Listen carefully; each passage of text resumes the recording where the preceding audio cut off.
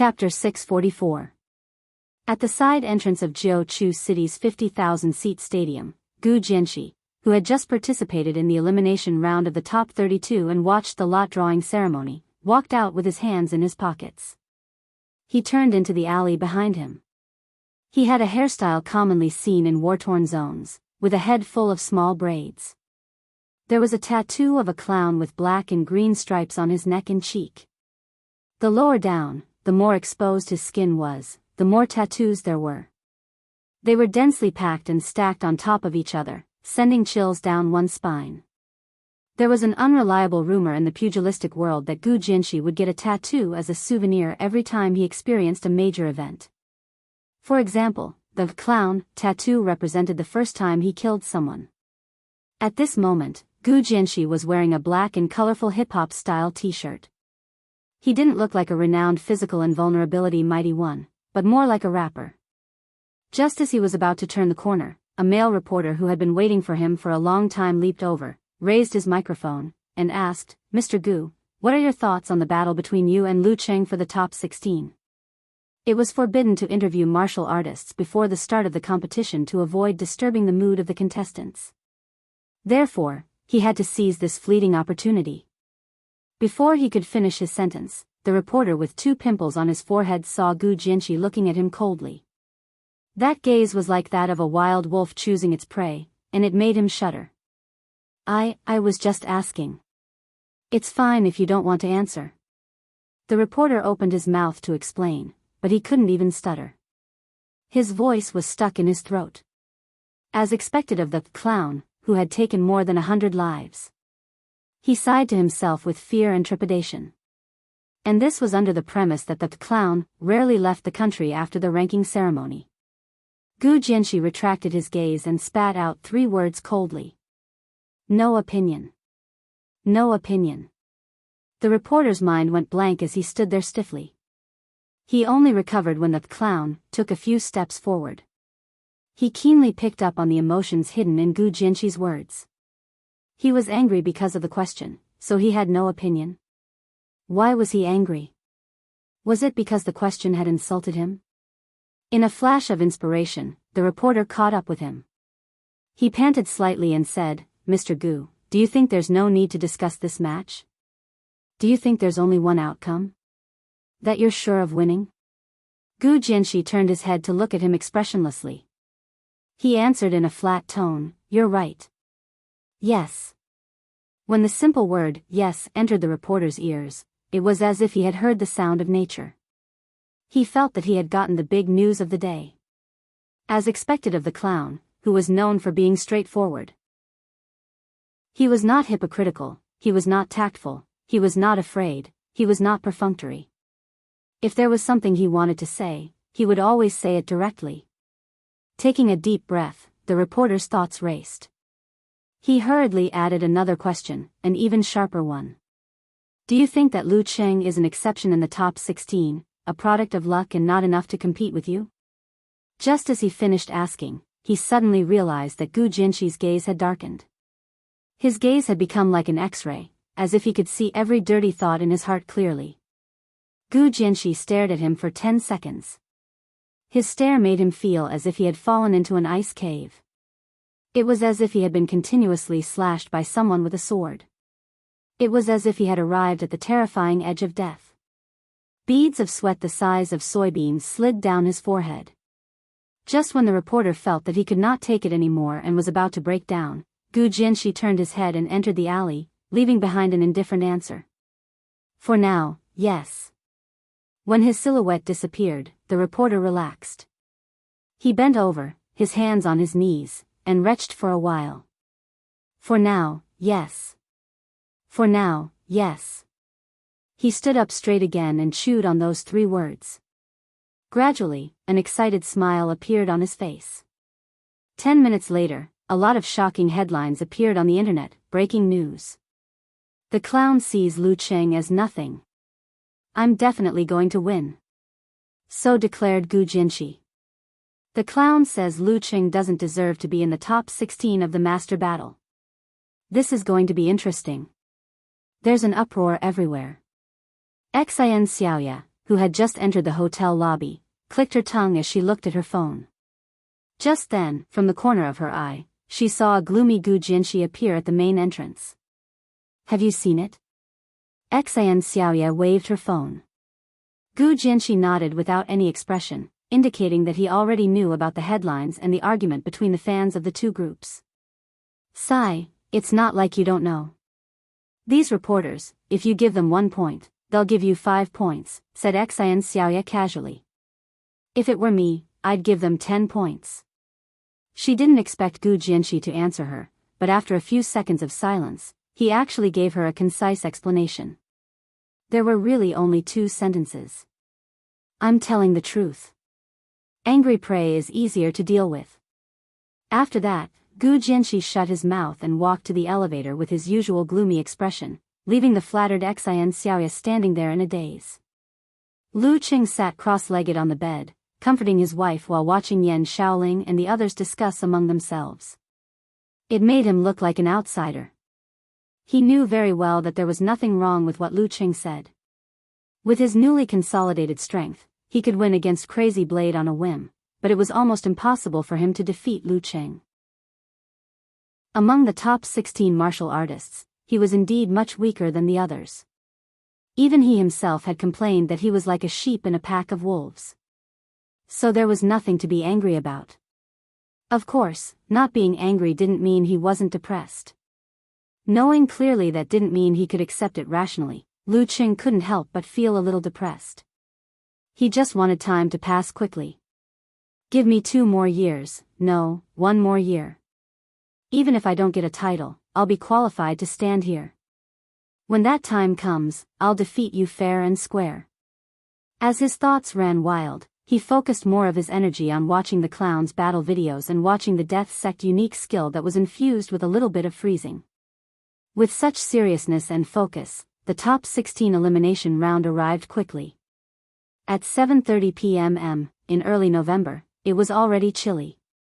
Crowds of spectators rushed to the stadium against the chilly autumn wind, filling up the Jiuqiu city's 50,000-seat stadium, leaving only the passageway between the battleground and the empty seats to prevent stampedes.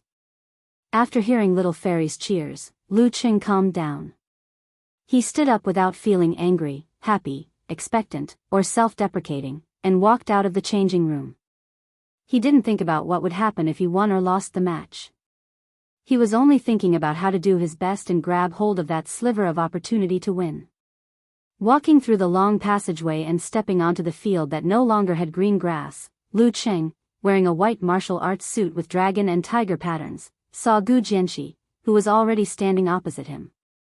The clown was dressed in black. Even his eyes were like the night without stars and moon. His aura was cold and dangerous, as though he would kill at the slightest provocation. The clown's avatar, which was green with a tinge of black, came into Lu Qing's view. Bits and pieces of information about him flashed across Lu Qing's mind. Born in a war-torn zone and grew up in the midst of killing, shockingly talented. Without any powerful martial arts, he could always kill his opponents, discovered by the Dinghai sect elder and brought into the sect. He avoided the fate of always getting his shoes wet. Just at the first pin, he was already at the inhuman stage. A few years later, he made the great leap and was already at the first pin. He didn't like to socialize and didn't do hypocritical things, even if he offended many people. The unique skills of the Death Sect complemented his talents. He was a killer martial artist and showed no mercy when he attacked. He was also the type to perform better in bigger situations. However, when facing opponents weaker than him, he wouldn't be careless and would be equally vicious and deadly. As his thoughts surfaced, Lu Qing saw the referee announcing the start of the match. Gu Jianxi didn't say anything. He just stared at Lu Qing like a poisonous snake staring at a frog. At first, Lu Qing didn't think much of it. However, after being stared at for 10 seconds, he gradually felt the urge to escape and avoid facing it. Gradually, he felt uneasy. He quickly formed his ice heart to alleviate the invisible pressure and strong premonition of danger. A dark starry sky appeared, darker than the night sky. Bright stars moved slowly, heavy and scorching. Lu Qing tried to use his aura to shake the clown. However, Gu Jianxi remained unmoved, as though he had lost all senses. He continued to stare at Lu Qing, causing ripples in his ice heart. Is this a staring game where whoever blinks first loses? Lu Qing suddenly had a similar thought. He almost burst out laughing. His ice heart regained its calmness and clarity. He didn't take the opportunity to form his 5 flames. This was because today's fighting style would be different from before. At this moment, the referee's voice reverberated throughout the arena. Begin. With a bang, Lu Qing spun on his heel and twisted his waist. Suddenly, a snowstorm enveloped the surroundings. In the white gale, he moved quickly, constantly changing his position, as though he was fighting on the move. However, Gu Jinshi didn't move. He squinted his eyes and stood at his original spot. Seeing this, Lu Qing pressed his thumb, and a crystal-cold light shot out with a whoosh. Then, he moved his feet and changed to another place. He punched fiercely, and a purple meteor-like flame burst out. Bam! Boom! Ice Spirit Holy Light and Lord Emperor's Purple Flame. The clown, Gu Jinshi, didn't try to dodge. He only took 2 steps and dodged in the most economical way possible. Whoosh whoosh whoosh. Boom boom boom. Lu Qing kept moving in the snowstorm, attacking from afar. The cold light and purple flame danced together. Gu Jinshi, on the other hand, maintained his previous style, moving his body precisely and economically. This allowed Lu Qing to predict his next move. Subconsciously, he paused for 2 seconds to slash at the clown, forcing him to take the initiative to crash into the Ice Spirit Holy Light. At this moment, Gu Jinshi suddenly moved. He didn't dodge as Lu Qing had expected. Instead, he bent his back and pounced on his opponent, pouncing on his opponent who had slowed down. A black shadow blurred due to its high speed and quickly approached Lu Qing. Lu Qing had no time to dodge. He dodged, clenched his fist and smashed it diagonally, half blocking and half moving. Bam! Beneath him, the mud and stones suddenly exploded. A hand clenched into a fist and rushed out from the cracked ground, aiming for Lu Qing's vital points. The blurry black shadow instantly turned illusory, distorted, and disappeared. While he was retracting his right leg, his body was already in the air, and his left leg kicked out continuously. In that instant, Gu Jinshi suddenly retracted his exposed arm. Blurry shadows that resembled evil spirits surged out from the cracks in the ground and crashed into Lu Qing one after another. Rumble. The Emperor Yen force gathered in Lu Qing's left leg exploded. Crimson, white, and purple flames rolled out and swept across, melting many of the ghosts. However, there was an endless stream of evil spirits. Lu Qing, who was struggling to move in midair, looked like he was about to lose his defensive line and become a live target. His expression didn't change. His outstretched hands hung down naturally, forming a seal in front of him. He exhaled and said, "Formation." His deep voice reverberated. The air around the cracks instantly froze, turning into an invisible cage. The evil spirits were sealed underground, unable to break free for a while. Bam! Beside Lu Qing, mud and rock splattered. A black shadow soared into the sky. It was none other than the clown, Gu Jinshi. His eyes were dark green. He didn't clench his right hand to punch, slap, or chop. Instead, he used his middle finger as the tip of a sword and stabbed at Lu Qing's ribs. His fingernails glowed green, and his skin was grayish-white. At this moment, Lu Qing's feet had yet to touch the ground, and his hands had just formed a seal. His momentum was exhausted. He couldn't dodge or block. Gu Jinshi didn't place all his hopes on blinding Lu Qing's sense of danger. He used the techniques of Undead Will Not Die and 100 Ghosts Parade to create this perfect opportunity to deliver a fatal blow. The third move of the Death Sect, Yama's Invitation. Lu Qing was very clear that when facing the physical invulnerability moves of the Death Sect, it was best not to have the thought of exchanging injuries for victory. Once he failed to block the move, he would be hit by the unguarded body. Even if it wasn't a vital point, it would still affect his vital points. Under normal circumstances, even if his arms or legs were broken, with the physical invulnerability Mighty One's control over his body, even if they couldn't regrow them, as long as they pressed the missing part back to its original position in time, they would still be able to heal without any repercussions. As for minor injuries, like a hole in the stomach or a collapsed shoulder, they would be treated as normal. However, when facing a martial artist who practiced the unique skills of the Death Sect, such minor injuries could still be fatal. At this critical juncture, Lu Cheng's hands, which were forming the seal, changed naturally. The seal script in his mind reappeared. He aimed at Gu Jianxi and spoke in a dignified but deep voice, "Army." This was the complete army formula.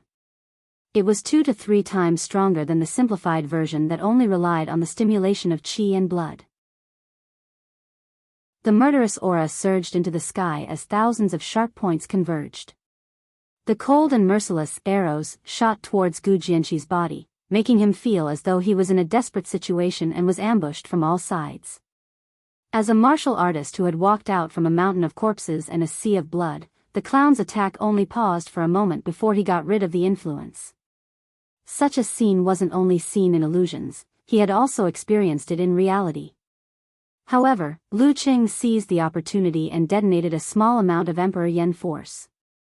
His body was like a rocket that was launched twice. He moved horizontally by 1 foot in the air and landed on the ground. Without giving Gu Jianxi any time to adjust his attack, he changed the seal with his hands again. He exhaled deeply and said, "All right." He landed mysteriously and connected heaven and earth. With a tap of his heel, Lu Cheng flew backwards at a speed so fast that his afterimages could be seen. He didn't take the opportunity to counterattack. Instead, he took the opportunity to widen the distance between them. This was because the Death Sect martial artists had to pay a certain price for their terrifying attacks. They were weaker in endurance battles. Seeing Lu Cheng closing in and quickly shrinking, Gu Jianxi's eyes remained cold. He raised his left hand, bent his fingers, and knocked heavily towards the void in front of him with his joints as though he was knocking on a door. Dong! Lu Cheng, who was retreating rapidly, felt his ice heart being hit by an invisible hammer. It shattered into pieces and surged violently. A strong sense of fear emerged. His body trembled slightly and stiffened. The first move of the Death Sect, Midnight Ghost knocks on the door. This move was executed smoothly by Gu Jianxi and didn't require much preparation. Furthermore, he had referenced the unique skills of the Ice Sect and made targeted improvements to counter the enemy heart-freezing move. Fear was like a tidal wave, crazily slapping at Lu Cheng's will. However, he had been through a lot and managed to hold on. Once again, he formed a forward. Without complimenting his voice, Lu Cheng merely changed his hand seals. With a momentum of no return, Lu Cheng suppressed the fear in his heart and formed the ice heart once again. At this moment, Gu Jianxi had already closed in like a ghost. With a shake of his right arm, his arm swelled and his fist swung sideways. Lu Cheng had just raised his arm to block when he suddenly sensed danger. A layer of ice formed on his right leg and he retracted it out of reflex. It wasn't until this moment that he realized that the clown was kicking from above. However, that kick was soundless and undetectable to his senses. The 7th move of the Death Sect, Shadowless Killing Kick. Bam! Before Gu Jianxi's fist landed on Lu Cheng's raised forearm, his left leg had already landed on Lu Cheng's whip leg. The thick layer of ice shattered instantly, turning into grayish-white powder that dissipated into the air. It took a few seconds for it to melt. Bam! The clown's fist was blocked and stopped. However, Lu Cheng felt a chill invade his body. It ignored the normal flame force and made his arms feel as though they were temporarily dead. This was a double trap. Gu Jianxi had prepared it specifically for Lu Cheng, who had a premonition of danger. He had weakened the power of the Shadowless Killing Kick and enhanced his Yama force with the Undying Soul technique. Originally, the upper part was illusory while the lower part was solid. Now, the lower part was 70% and the upper part was 30%. Lu Qing didn't panic when he lost feeling in his two arms. Instead, he twisted his waist and swung his right arm out. It was a single whip. At the same time, he took a step forward with both hands and feet. With a heavy step, he created a field of blazing faint purple flames. They turned into a wall of flames and pushed towards Gu Jianxi. It was the fire sect's burning mountain and evaporating lake technique. At this moment, Gu Jianxi revealed a stiff smile. Instead of retreating, he advanced. He didn't put up any more defenses and just turned his body to avoid the single whip. Bam! The purple wall of flames slammed into his legs and ignited them. However, Gu Jianxi seemed to have turned into a corpse. He had lost his sense of pain and didn't show any signs of stopping. His left hand shot out like a cobra and jabbed towards Lu Qing, who had already used up all his moves. He didn't slow down at all and seemed to have infused all his strength into it. At such a close distance, such an attack arrived in an instant. Lu Qing only had time to pull his body back and avoid the attack on his neck. Pfft! Gu Jianxi's left index finger was pressed against Lu Qing's shoulder. Extreme danger was contained within. The ninth move of the Death Sect, Killer Strike, Final Smile. Lu Qing's mind raced. He looked at the clown's completely charred legs and the hair between his legs that was covered in red flames. He couldn't help but feel a twinge in his balls. I thought I was good at exchanging injuries for victory and was an expert in life and death battles. However, there's always someone better out there. There's always someone more ruthless. If this move of mine was a little more powerful. He gasped and stopped resisting. He understood that Gu Jianxi was taking the risk by relying on the uniqueness of the body of the dead and the strong self-healing ability of a physical invulnerability martial artist. Of course, if it was a life and death battle, with his ruthlessness, he would have done the same even if he didn't have these, and the risk was extremely high. This was the clown, Gu Jianxi. The corner of the referee's mouth twitched. He quickly raised his right hand and shouted, "Gu Jianxi wins." Bits of flames fell and the dark green covered the charred black, like fashionable trousers. Chapter 646. Hearing the referee's announcement, Lu Qing calmed his emotions and bowed. He turned and walked towards the entrance of the changing room at the edge of the stadium. He seemed to hear the sighs from across the mountains and rivers. Cuckoo, Yan Shaoling and Brahman must be very disappointed, even more so than me. Entering the aisle, Lu Qing took his phone from Amen. Just as he turned on the light, he saw Yan Jika's message. The girl said, "The clown is really giving it his all. Yeah, I didn't expect this. He's treating the arena battle like a life and death battle." Lu Qing sighed. He knew Gu Jianxi's fighting style very well, but he didn't expect him to be so aggressive after just a few rounds. He was ruthless to his opponent and even more ruthless to himself. Martial artists who practiced the unique skills of the Death Sect did have the weakness of not being able to last long. But the problem was that they had only fought for a short while. The clown was still far from his limit. He didn't have to risk his life like this. This was more of a life and death battle than a life and death battle. As for the safety of both parties, the referee wandering around the edge was only the host and witness. He wasn't in charge of such matters. It was all up to the judgment of the physical invulnerability mighty ones. In popular words, as a physical invulnerability mighty one, don't you know if you can block the opponent's attack and what kind of damage you will suffer? As for accidents caused by not being able to hold back, it was very rare for a physical invulnerability mighty ones. Even if it did happen, there was a high probability that the opponent would only be seriously injured and not killed. If someone deliberately made a mistake, there would be video evidence. Once confirmed, they would be the enemy of the entire world.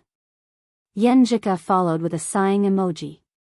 The clown's fans are resenting you. Resenting me for what? I didn't deliberately burn him down there. He was the one who ran into me. Lu Qing replied, annoyed and amused at the same time. Yan Jika laughed until tears came out. They resent you for not holding on long enough. If you had held on for a few more rounds, the clown would definitely have exposed himself. Lu Qing laughed and couldn't help but shake his head. His mood was inexplicably better. The depression from losing the match had dissipated.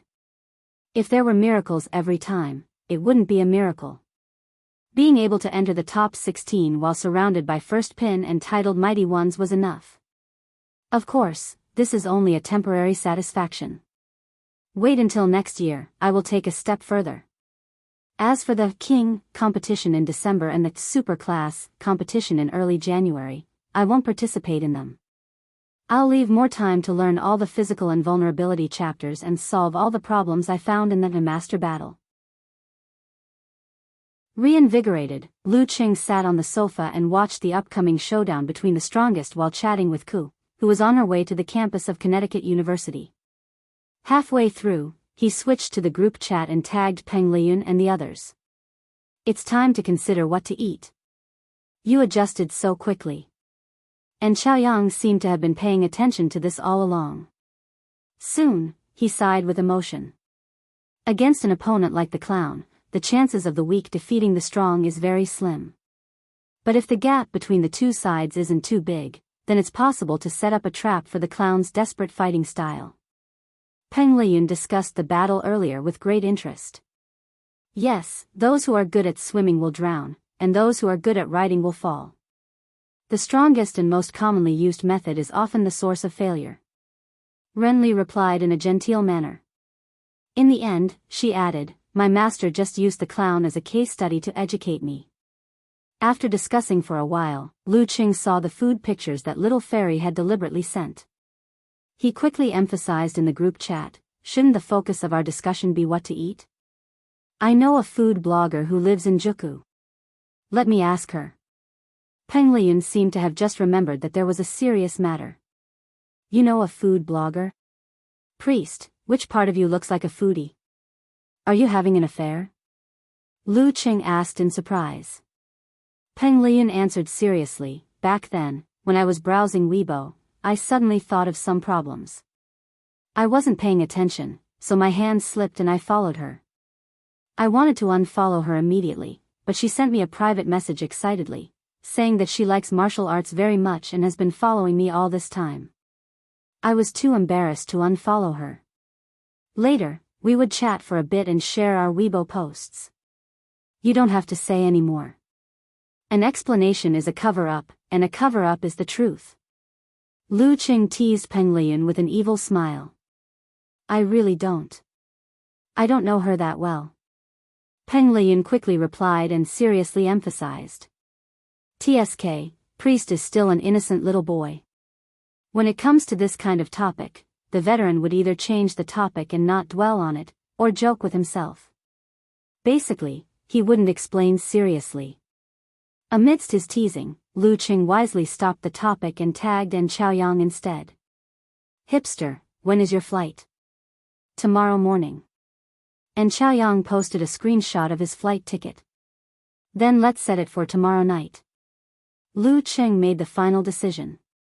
At this time, Peng Liyun received a suggestion and relayed it. She said that the high autumn crab is fat, and now is the time to eat crabs. The spicy crab in Juku has a unique flavor that is different from other places. It's pretty good. She recommends fresh taste. Sure, I'm fine with it. While typing, Lu Qing recalled the different spicy crab he had eaten.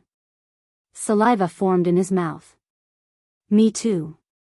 Renli didn't have much opinion on food. Oh yeah, there's something.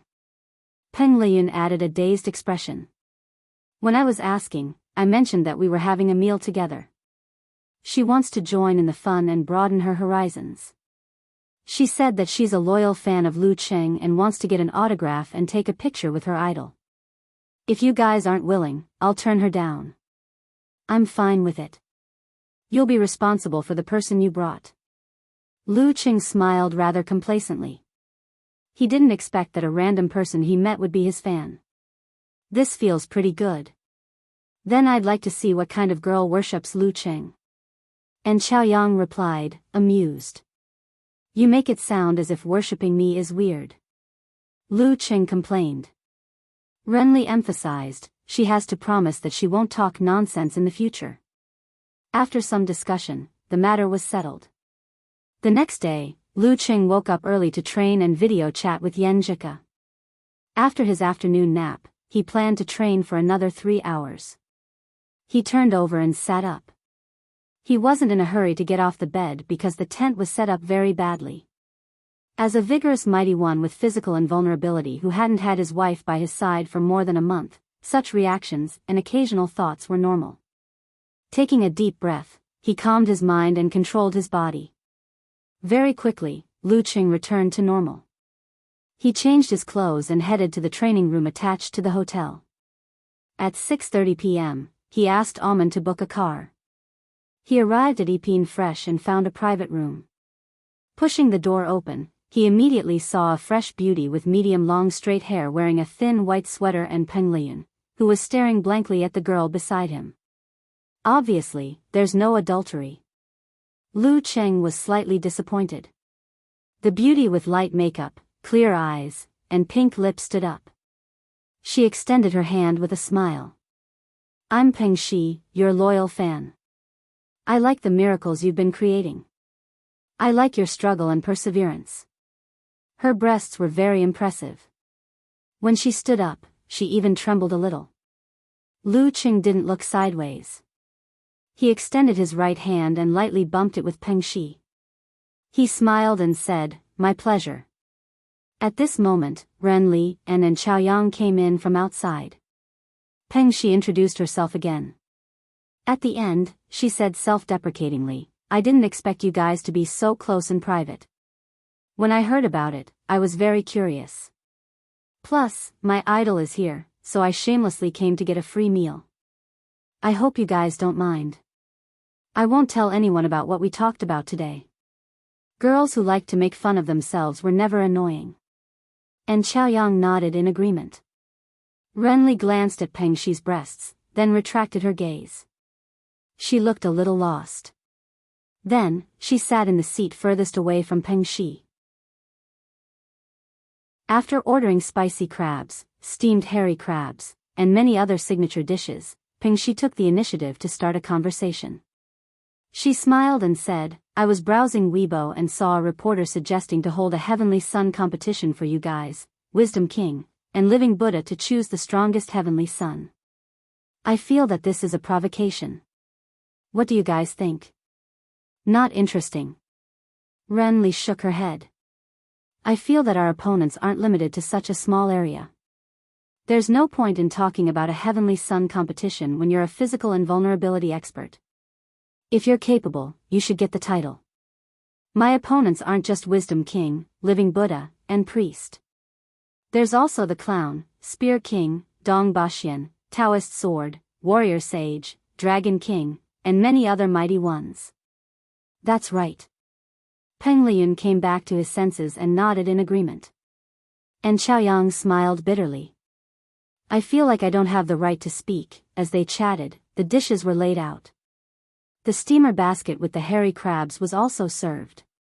Peng Shi picked one up, dissected it skillfully, and divided it into different parts. She passed it to Peng Lian. "Try it. Although it's not a local specialty, it's not bad." "Thank you," Peng Lian replied politely. Then, Peng Shi dissected another one and passed it to Chaoyang. "Thank you. The taste is quite authentic." And Chaoyang, who was in Huahai, smiled. After that, Peng Shi picked up another hairy crab and dissected it skillfully. Then, she placed it on Lu Cheng's plate. "My idol, try it." She smiled like a flower. Lu Cheng glanced at the crab on the plate and smiled subconsciously. "Thank you. You peeled it really well." After saying that, he suddenly froze. He felt that this sentence and this scene were very familiar. In an instant, bits and pieces came back to him. He remembered the scene from back then. Back then, Cuckoo was peeling the crab for him and teaching him the Yen Shi routine. Not bad. It's quite delicious. Wrong answer. 0 points. You should say, "You peeled it really well." That's the correct answer. The past was vivid in his mind. Every word entered his ears. For a moment, Lu Cheng was in a daze like Peng Liyun. Hearing his answer, Peng Shi was stunned for a moment.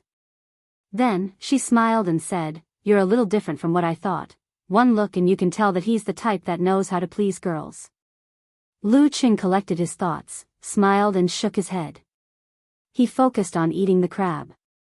Peng Shi peeled one for Renli. Renli politely picked up the intact hairy crab in the steamer basket and threw it into the air. When the crab fell, Renli raised her finger and rapped it with a breeze. Whoosh whoosh whoosh. The crab shell fell piece by piece. The white crab meat and attractive crab roe flew out and fell on Peng Shi's plate, piled up neatly. "I'm not very good at peeling crabs. That's all I can do." Renli picked up the napkin and wiped her fingers. "Well, courtesy demands reciprocity." Peng Shi was a little dumbfounded. After a long time, she smiled and said, "I want to shout, Coach, I want to learn martial arts." After filling their stomachs, it was late at night. Peng Shi started the car and proposed to send Lu Cheng and the others back to the hotel one by one. "My assistant is already here," Lu Cheng said perfunctorily.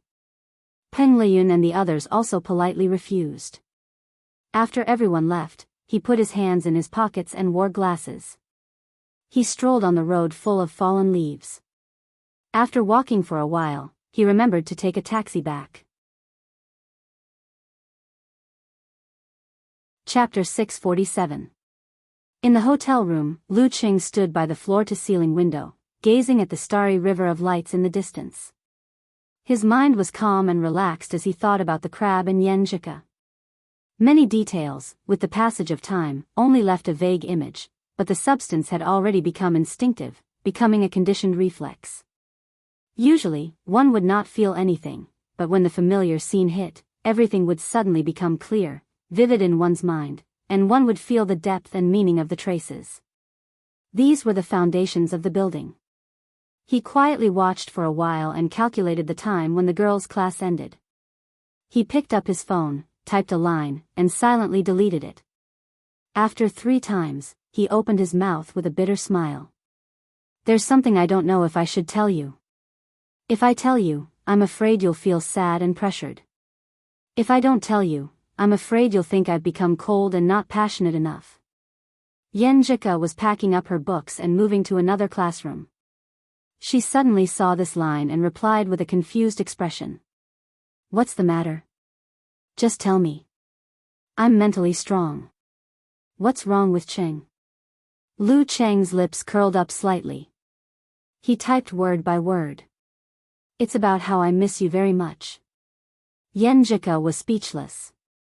Her lips pursed into a smile. Half puzzled and half happy, she asked, "Why do you suddenly miss me?" "When I had a meal with Hipster and the others, the priest brought a girl over. She was a food blogger and very good at peeling crabs. She peeled crabs for everyone. At that time, my reply was, 'Thank you, you peeled them very well. I remember you taught me this.'" Lu Cheng described what had happened in a concise and comprehensive manner. He didn't say why he missed her, only that he remembered it. "You've mastered it well." Yen Jika felt her heart soften. All her emotions were settled. The 4 words, "I miss you very much," were no longer empty. They had concrete and deep support. Without waiting for Lu Cheng to reply, she added, "Yesterday, I saw a black junior wearing a feather coat and a star crown in the corridor. This has become a trend in school, so, I miss you very much too. Why didn't you say so before?" Lu Cheng understood what she was implying. Yen Jika replied, proudly looking at the sky expression, "I'm just worried that someone will be impulsive and directly book a flight here. In the past, it would definitely be like this. Now, I can only enter the country once every half a year. Furthermore, they couldn't use it for more than 10 days at a time. This was the restriction imposed on physical invulnerability experts." "You're right." Yen Jika sent an emoji of sitting in a daze. Suddenly, she felt an urge to take out her notebook and timetable and look through her schedule.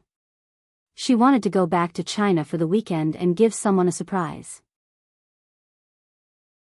In certain matters, she had always possessed great courage and a strong drive for action. After flipping through it again and again, her expression suddenly fell. This was because in the first year of learning from the master, her schedule was packed. There were too many investigations and research to complete on the weekends. This was also the way she had chosen to graduate early. Sigh. She stood up and turned into a nearby public restroom. Standing in front of the sink, she took off her black-rimmed glasses and splashed cold water on her face. Raising her head, she looked at her beautiful face in the mirror. Yenjika suddenly reached out and pressed the corners of her eyes. Sticking out her tongue, she made a face for herself. This was her favorite face when she was young. "It's all your fault." She stared at the opposite and muttered. After a few days, the main competition of the master battle came to an end. Warrior sage, Qian Donglu, had obtained the right to challenge Dragon King. The two of them would have another showdown during the spring festival. After flying back to Huadu, Lu Qing didn't rest that day. After a slight adjustment, he instructed Almond to inform the driver to pick him up at the villa. It was 2 in the afternoon and Connecticut was quiet. It would be a waste if he didn't use this time to practice martial arts. Furthermore, after the master battle, he had a lot of questions to answer. At 2:50 p.m., the luxurious and spacious nanny van stopped at the entrance of the villa by Shepe Lake. Lu Qing sat in the back and glanced at Almond, who hadn't put down her luggage. He smiled and said, "You go back first and have a good rest. I don't have anything to do today. I'll just train for 2 or 3 hours. Just let old Zhao wait." Old Zhao was the driver, Zhao Zhenhua. Almond shook her head with a radiant smile. "I can rest at the club and I don't have to cook or order takeout." "That's good." Lu Qing didn't insist. He leaned back and closed his eyes, as though he was resting. Seeing this, Almond carefully took out a book from her bag and started reading seriously. She would take notes on her phone from time to time. After spending some time with the assistance of other physical and vulnerability mighty ones, she had learned how to learn by herself and not waste time. This also stemmed from a small obsession in her heart. Although no one would badmouth her in front of her, there would always be people gossiping behind her back, thinking that she had sold her body to become a professional assistant. As for who she sold her body to, no one would dare to say it out loud, but the answer was self-evident. Because of this, the joy of her change in life lessened. She didn't even share it with her parents and best friends. She only told them that she had been promoted, got a raise, and was shining brightly in an important position in the club. "I want to be a truly outstanding assistant." Almond clenched her fist. In the stable car, which barely shook, she would read a book or put on her earphones to watch related videos. Due to a car accident, half of the road was blocked. Lu Qing took half an hour to reach the club and the exclusive training ground. Other than the public areas, there were 10 secret spaces, each sealed by a metal door. This allowed each physical and vulnerability mighty one to enjoy their own space and not disturb each other. As soon as he pushed open the door of the training ground, he saw a figure standing upright. He was wearing a navy blue martial arts suit, standing in the bright afternoon sun. Although his face was full of sweat and he couldn't hide his tiredness, he had the temperament of an immovable mountain. This was the Dragon King, Qin Chitao. Even though the other physical and vulnerability mighty ones in the club weren't around, he didn't relax his standards. As though he had already sensed Lu Cheng's approach, Qin Chitao wasn't surprised. He only nodded slightly as a form of greeting. He strode towards the corridor leading to the volcano laboratory. When he brushed past Lu Cheng, he paused for a few seconds and said sternly, "During this time, practice 9 rotations of 5 flames again." Huh? Lu Cheng was a little confused. The 9 rotations of 5 flames. Descent of the Sun was an external invulnerability secret art. Due to its compatibility with the cosmic style, Lu Qing didn't dare to say that he was comparable to the Dragon King. However, in terms of precision and ease of control, he was superior to veteran fire sect mighty ones like Optimus Prime Longzhen. It was a work he was proud of. "Why do I have to practice again?" Chen Qitao put his hands behind his back and said in a deep and heavy voice, "You relied on cultivation techniques to omit the complicated control techniques in 9 rotations of 5 flames.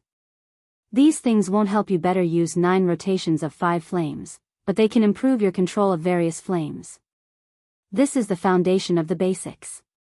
Some shortcuts can be taken, but some things can't be saved." As soon as he finished speaking, the Dragon King strode forward again and walked past Lu Cheng. The size and shape of each step were the same as the previous one. It was as though he was copying and pasting. Lu Cheng was stunned for a moment.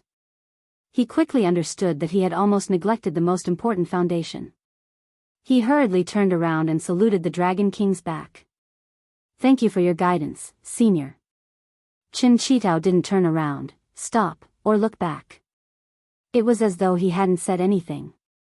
After watching the Dragon King disappear around the corner of the corridor, Lu Cheng left the training ground and changed his route to the physical invulnerability training room.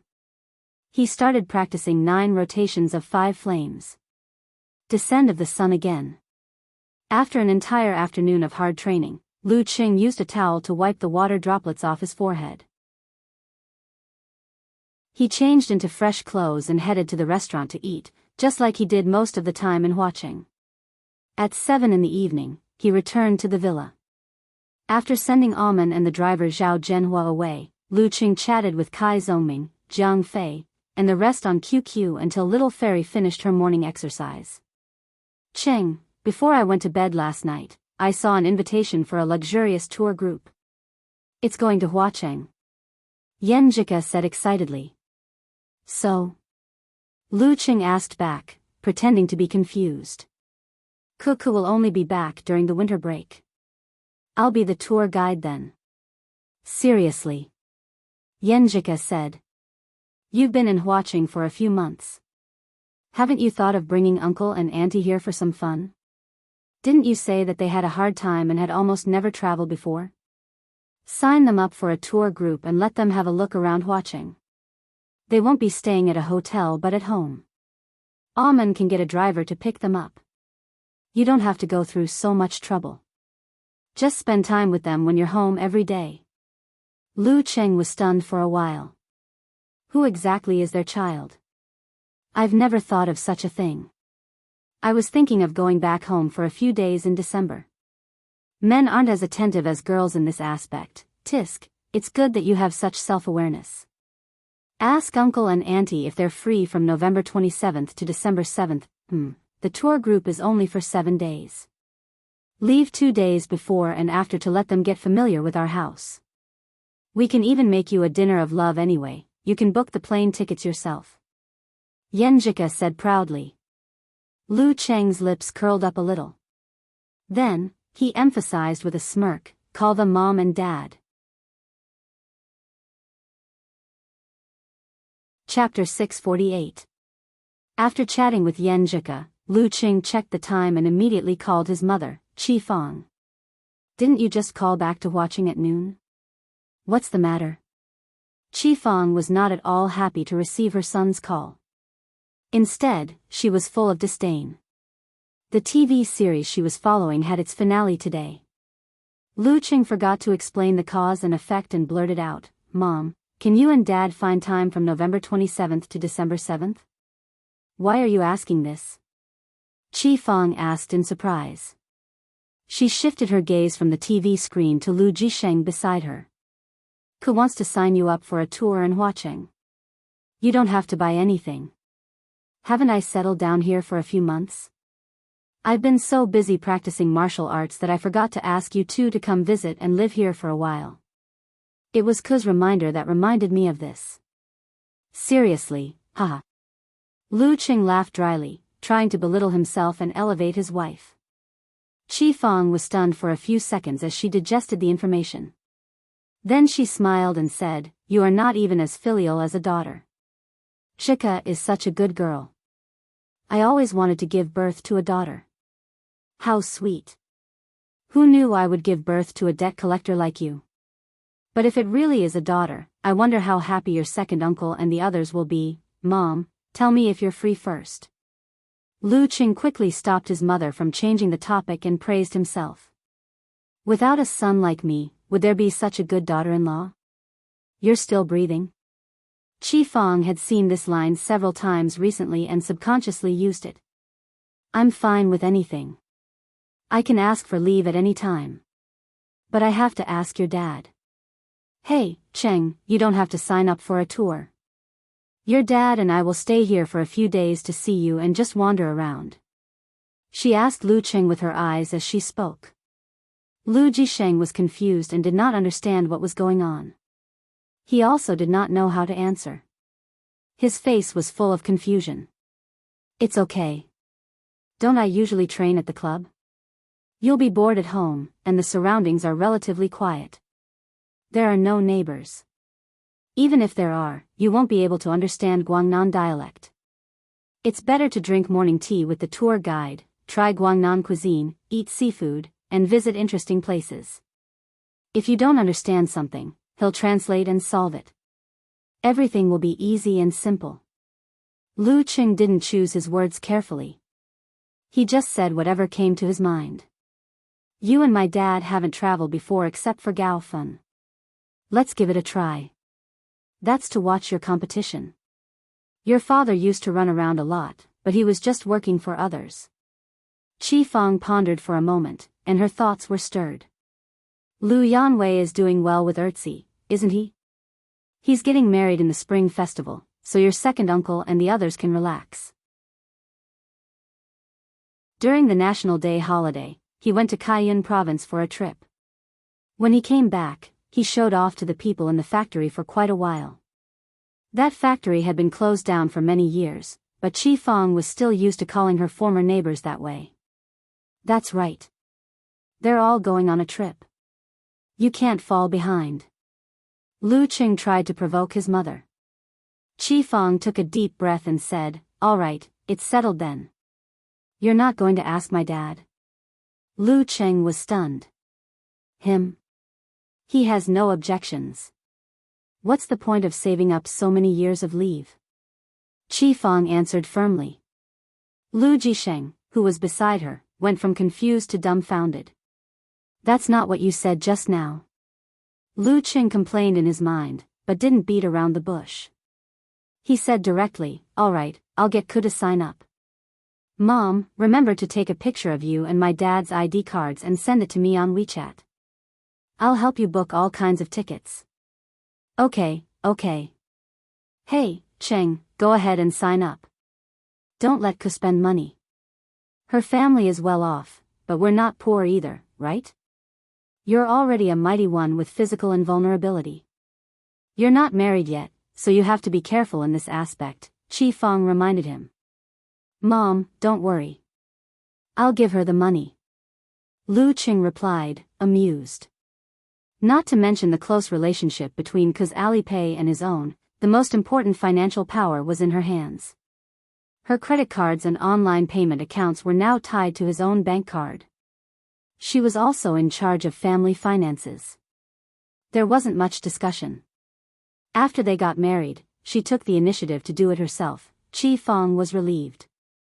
Then, she said anxiously, "Your dad and I have never been on a plane before, so we don't understand. What should we do when the time comes?" It's very simple. I'll teach you when you get to the airport. You have to trust my dad's IQ. Hearing Qi Fang's question, Lu Qing suddenly sighed. Dad and Mom had been busy all their lives worrying about their family. They hadn't really enjoyed themselves, and this was even their first time on a plane. If it really didn't work out, he could ask Almond to accompany them throughout the journey. After hanging up the phone, Lu Qing reported the situation to Yan Jika. She immediately chose the most expensive and best tour. She even chatted with the customer service and made many requests, not minding adding money. Inviting her parents-in-law to Huacheng was a good thing. However, if she was fussy about things like cost-performance ratio and made the trip unhappy, it would be a bad thing to do with good intentions. It was better not to do it. Since she was going to do it, she had to do it perfectly. While Lu Qing was thinking of adding a burden for Almond, the assistant was standing at the entrance of Tiandu Garden, waiting for the arrival of her best friend. Her best friend was called Wang Zi. After graduation, she returned to her hometown to work in the provincial capital. Today, she was on a business trip to Huacheng and wanted to stay for 3 nights. This way, she could chat with her best friend under candlelight and chat about girls' topics. At the same time, she could save on the travel expenses of staying in a hotel. When the time came, she could get an invoice and turn it into income. 10 minutes later, a taxi stopped. Wang Zi, with her curly hair, pushed open the door and got out. Aman hurried over and helped her take out the luggage from the trunk. Wang Zi, with her thick eyebrows and bright eyes, sized up her best friend a few times and said in surprise, Man, you become prettier. Your skin is fairer too. Aman had always been pretty. However, she didn't know how to take care of her skin when she was in university. She often participated in outdoor activities, so her skin had become a healthy wheat color. I've been more diligent in taking care of myself recently.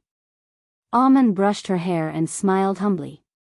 Girls are more attentive to other girls and pay more attention to details. What brand are you using?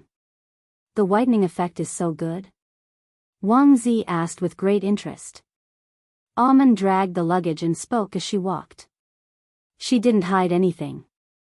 Wow, this is so expensive. Wang Zi couldn't help but look sideways at her best friend.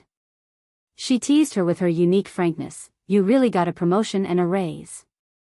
As they spoke, they entered the elevator and arrived at Aman's residence. 2 floors, 2 apartments. This neighborhood is pretty high-end, Wang Zi said casually. Aman smiled and said, the buildings over there are even more high-end. 1 floor for 1 apartment. Actually, it's 2 floors for 1 apartment. As she spoke, she opened the door and invited Wang Zi in. The decorations are pretty luxurious. Wang Zi looked around and didn't say anything. She changed the topic and asked, Man, which room are you staying in? Your roommate won't mind if you take me in, right? She was originally carefree and didn't care much about this, but now she was suddenly a little cautious. No, I live alone, Aman answered concisely. Wang Zi was stunned for a few seconds and blurted out, how much is that? This is Huacheng. The rent is very expensive, and this is a high-end neighborhood. Aman was stumped by the question. After thinking for a while, she smiled and said, I don't know. The club assigned me a room after I got promoted. I don't have to pay. Wang Zi's mouth was half open. She looked around and pretended to ask exaggeratedly, Man, is your club still recruiting? Isn't this treatment a little too good? After joking around for a while, Aman helped Wang Zi pack her luggage. I have to hug you to sleep tonight. Wang Zi sat cross-legged on her best friend's bed. She said half curiously and half instigated, isn't being an assistant in Longhu Club very popular? Those inhuman mighty ones all have a high status as long as they change careers. The deputy chief of our province's police department is also an inhuman. If you have a good relationship with them, you might be able to live a good life in the future. It's useless. The members of the assistant team take turns to serve. Unless you purposely try to curry favor with them and spend a lot of effort to curry favor with them. Also, who knows how many years it will take for them to come in handy, Aman explained with a smile. Wang Zi didn't harp on this matter. After a few words, they talked about their college roommates. For example, a certain someone went back to her hometown for a blind date when she had a boyfriend in Huahai. She even slept with him and got pregnant, so they had to break up in a hurry. For example, a certain someone got married right after graduation and her child could already walk. For example, a certain someone entered a certain company and had already bought a house with a down payment.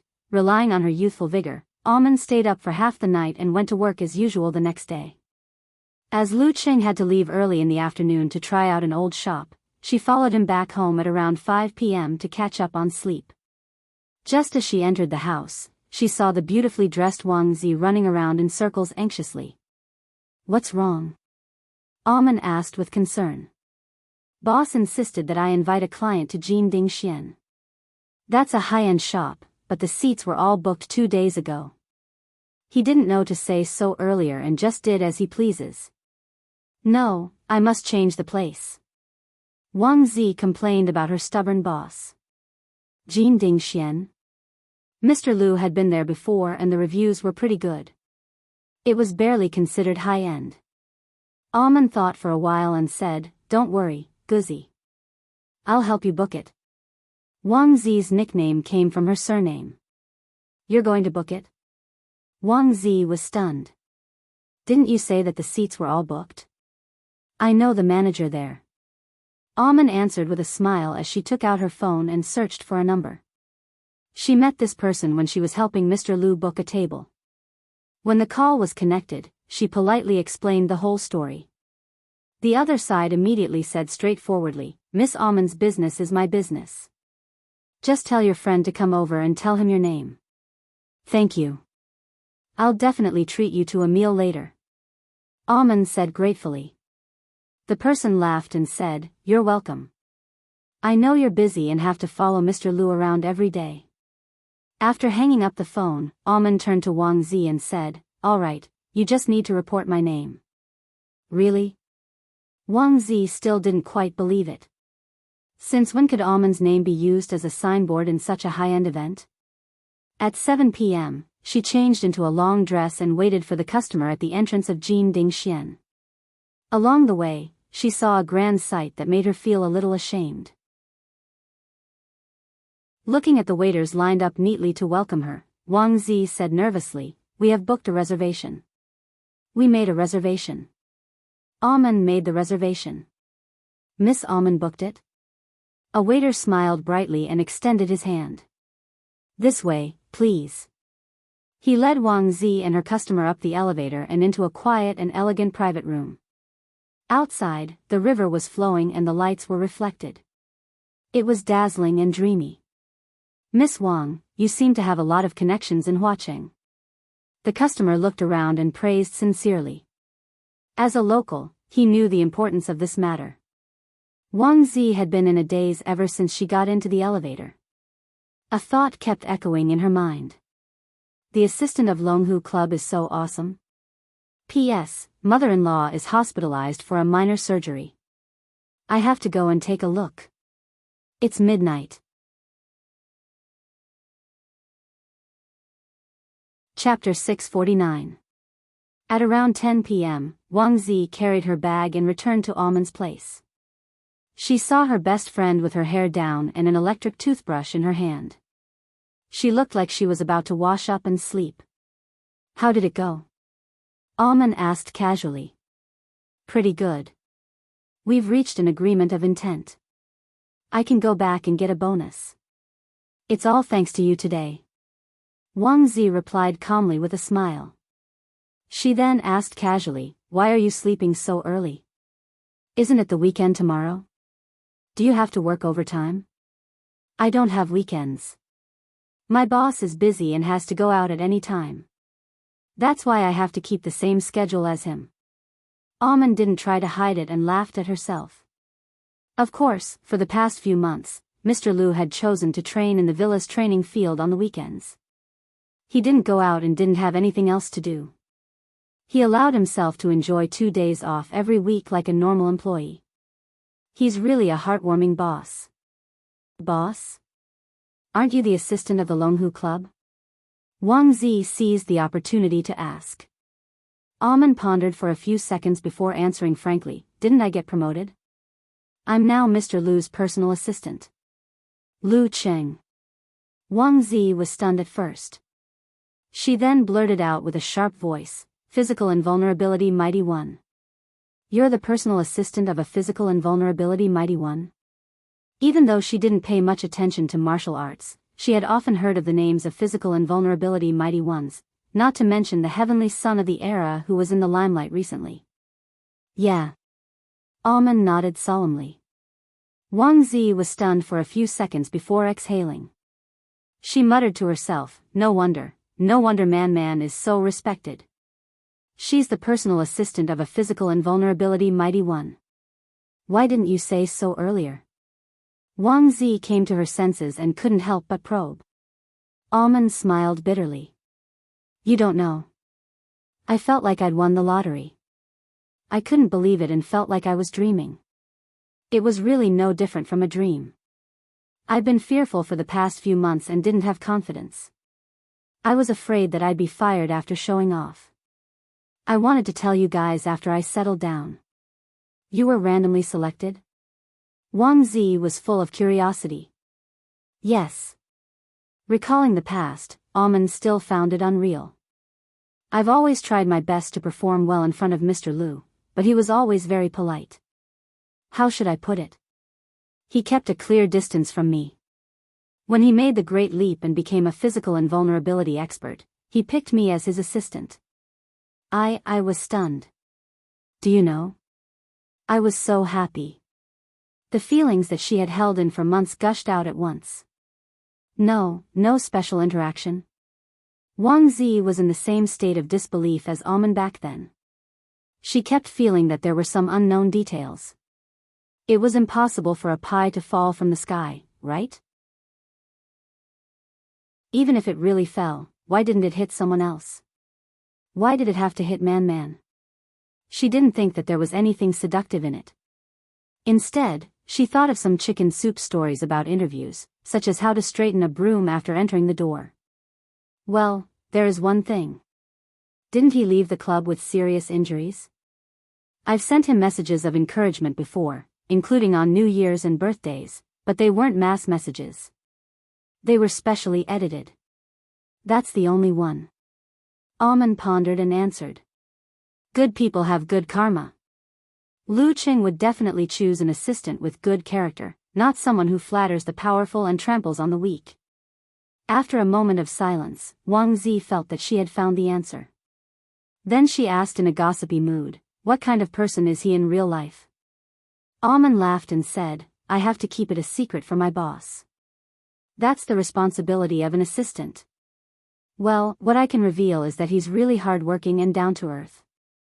He's also a man who takes care of the feelings of others. It's a pity that he's already taken, Wang Zi teased casually. Then she asked, how much do you get a month now?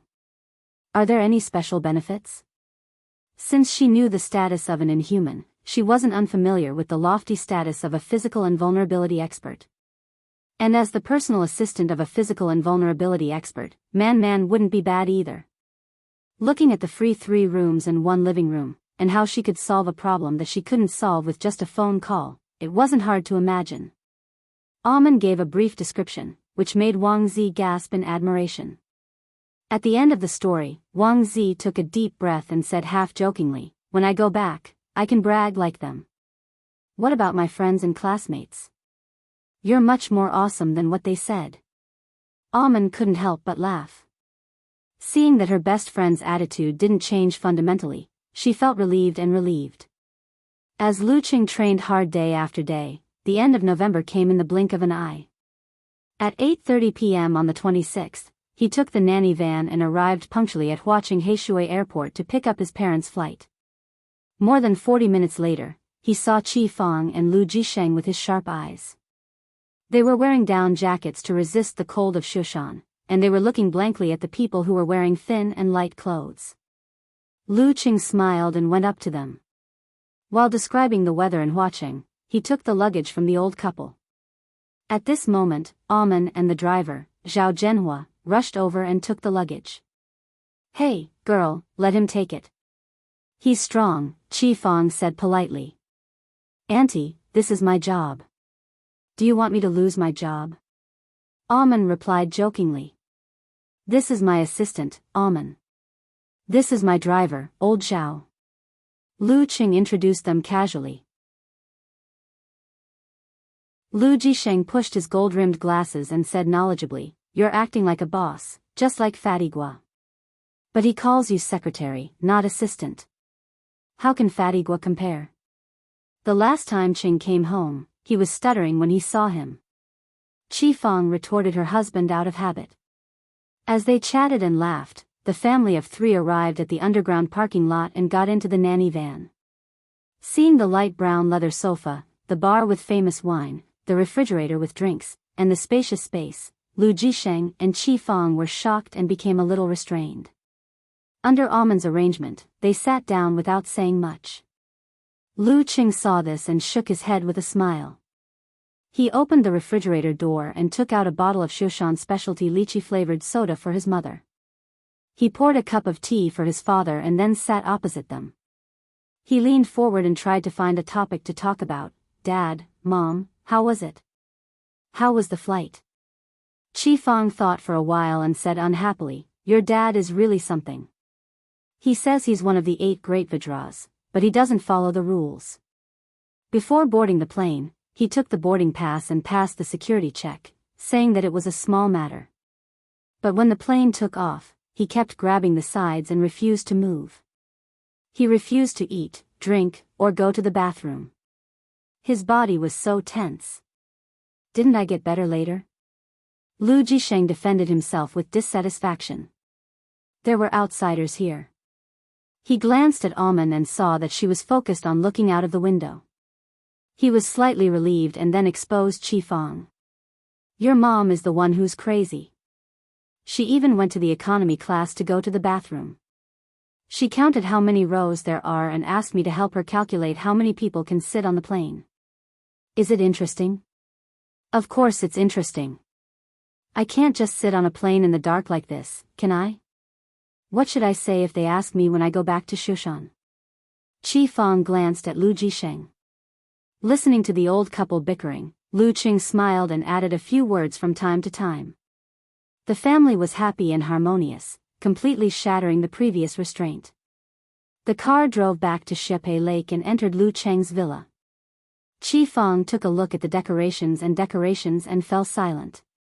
After Aman and old Zhao left, Lu Qing led them around and identified the room. Only then did Qi Fang and Lu Jisheng relax. It's so big, but a little lonely. Qi Fang sighed casually. She suddenly felt that her son was truly independent and moved away from his original family. She was a little happy and a little sad. Lonely? You can stay longer. Lu Qing replied with a smile. No, your dad and I can't leave Shushan. We've become lonely old people here. You and Jika haven't had a child. Sigh, no, if you have a child, it's better to ask her mom to help. Mother and daughter can talk about anything. Conflicts can be resolved in a second. I've seen a lot of dramas like this. Qi Fang suddenly started rambling. Mom, I just mentioned it, but you've already thought about the child. Lu Qing shook his head in amusement and changed the topic. The old couple rushed all the way and quickly washed up and went to bed. After the lights went out, the room became dark. The wind blew outside the window and the sound of water was soft in the distance. Qi Fang opened her eyes and stared blankly at the ceiling. After a long while, she suddenly sighed and said, Qing has really grown up, he's a man with his own family. Lu Jisheng's mouth slightly curved. After a long silence, he replied with a smile and a sigh, because we're old.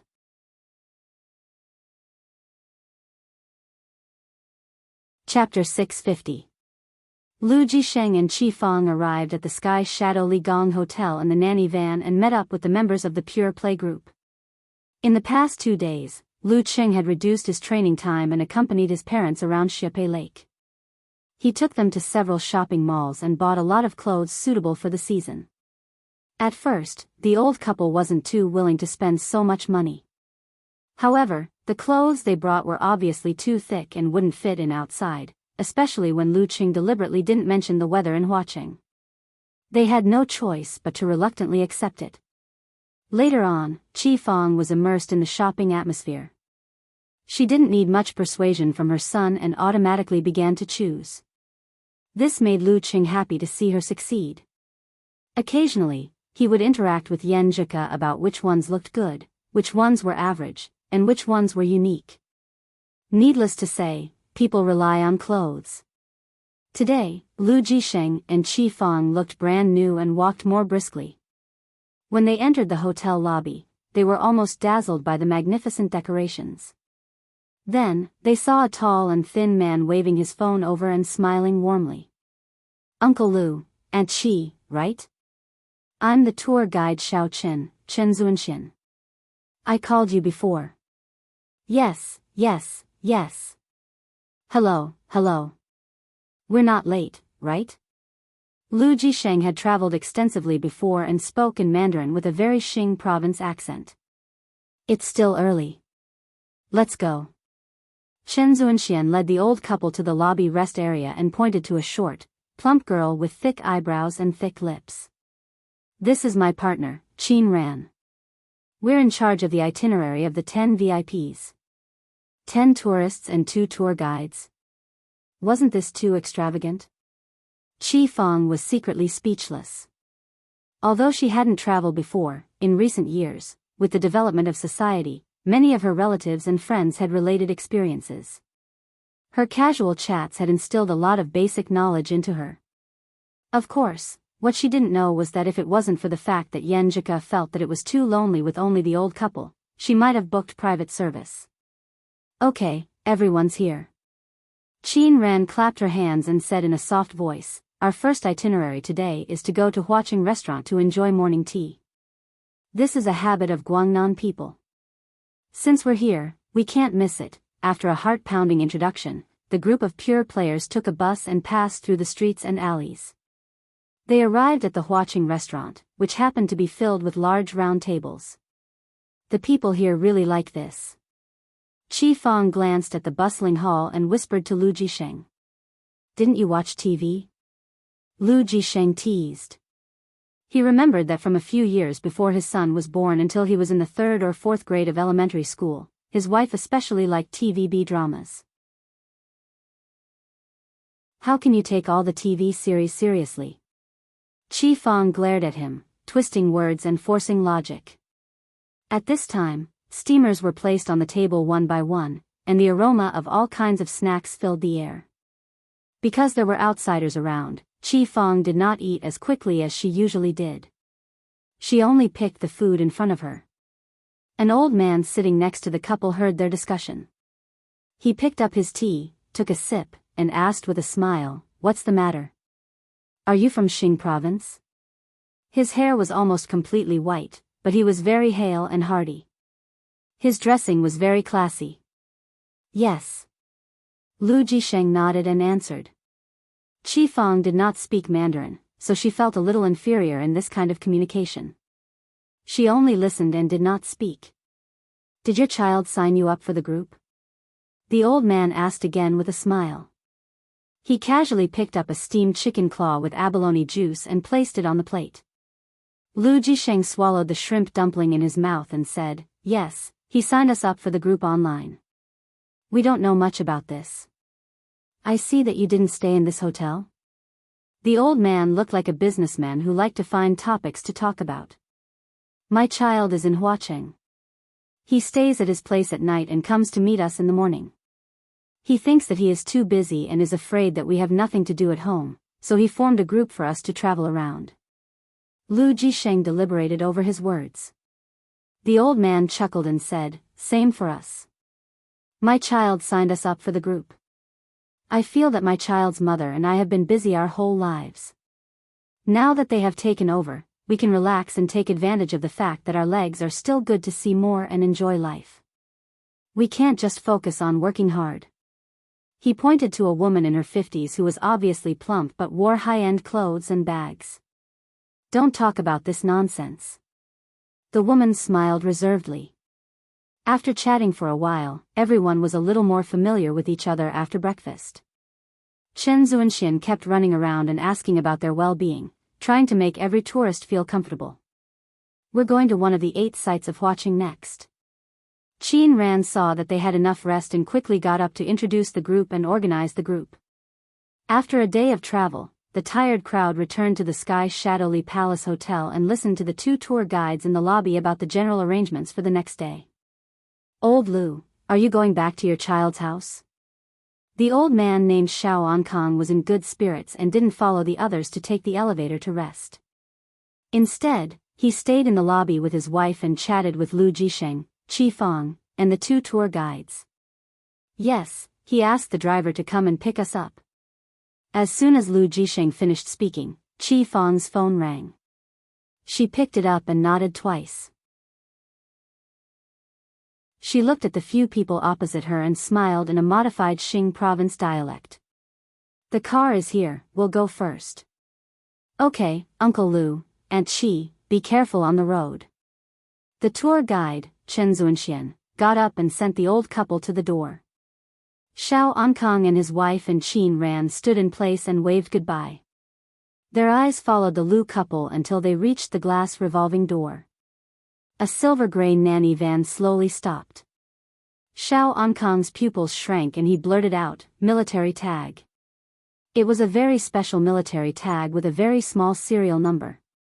Before he could finish his sentence, he saw the car door open. A young woman in office attire stepped out and respectfully helped Lu Jisheng and Qi Fang into the car. Before the door closed, the Lu couple turned and waved at Chen Zunxian and the three people in the lobby who were looking at them. Xiao Ankang and the rest numbly raised their arms in response.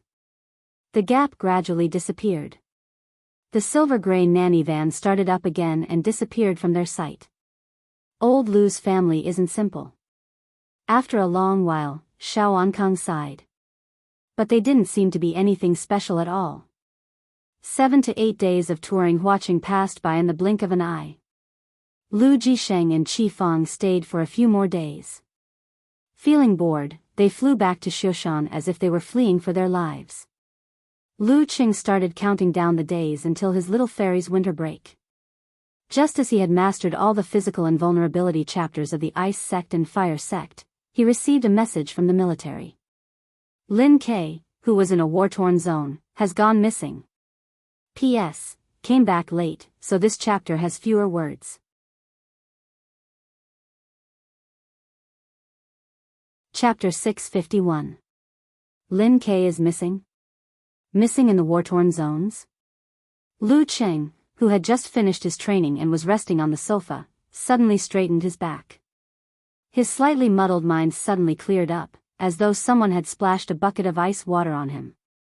Following that, worry, anxiety, and other emotions came one after another, filling up his thoughts. It made him forget to condense the ice heart and remain calm. Missing, in the war-torn zones is often equivalent to death. He quickly typed out a reply and inquired about the specific situation. While waiting, he felt like he couldn't sit still. He stood up abruptly and paced around the spacious room. Many images of the past flashed through his mind. Lin Ke, who said sorry painfully when he lost to Zhou Jingquan. Lin Ke, who had a unique dry sense of humor. Lin Ke, who was cold on the outside but proud on the inside.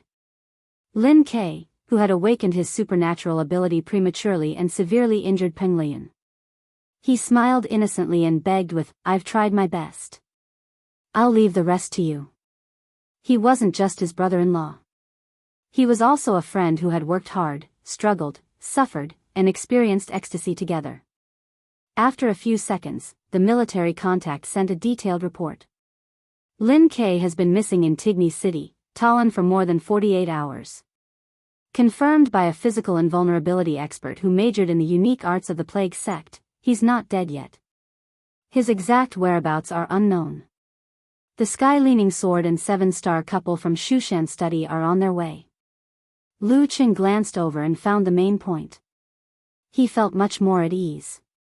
At the same time, he made a decision.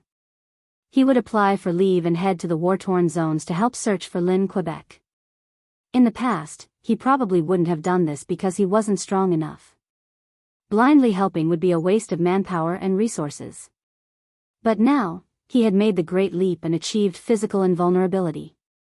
He had even mastered all his martial arts. Regardless of whether he was a relative or a friend, he had to go. After making up his mind, he furrowed his brows and felt troubled. Should I tell Ku about this? If I tell her now, she'll be worried all the time. Days will feel like years. She'll be mentally tormented and her daily life will be affected. But if I keep it from her and tell her after the results are out, I'll have to make up a lie to cover it up. This is something I've made a promise and I don't want to do, unless it's to surprise her. From Ku's perspective, with her personality and mindset, she'll definitely be able to accept it. She doesn't want to be kept a secret, especially from the person who's closest to her. A husband and wife should be able to share and share. He switched to the interface where he was chatting with Yen Jika. He chose his words carefully and said, "Cuckoo, I have to go to the war-torn zones." It was past 4 in the morning in Kingstown. The girl was still asleep, and the news sank like a stone in the ocean. Lu Qing didn't wait for a reply. As he lamented about the time difference, he opened the door and headed for Empress Luo's office. She happened to be here today, so there was no need to call. As he passed by the elevator, Lu Qing saw the door of the sedan chair and the carriage slowly open. Walking out was Optimus Prime, Long Zhen, covered in blood, charred, and grime. He must have failed in his challenge to the Dragon King and got a good beating. Lu Qing nodded thoughtfully. If it was in the past, he would definitely laugh at the other party. But now, he was not in the mood at all.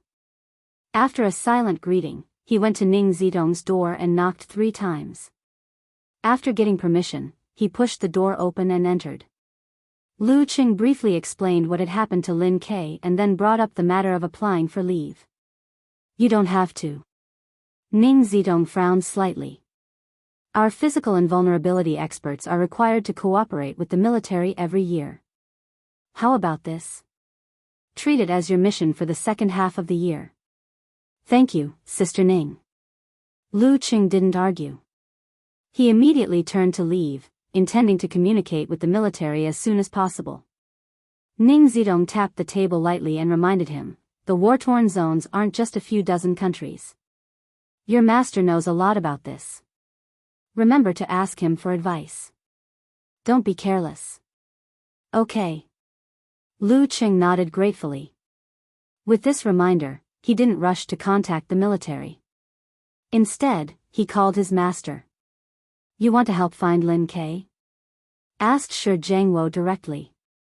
He looked like he knew everything about the martial arts world even though he wasn't in it. Lu Qing answered, "Yes."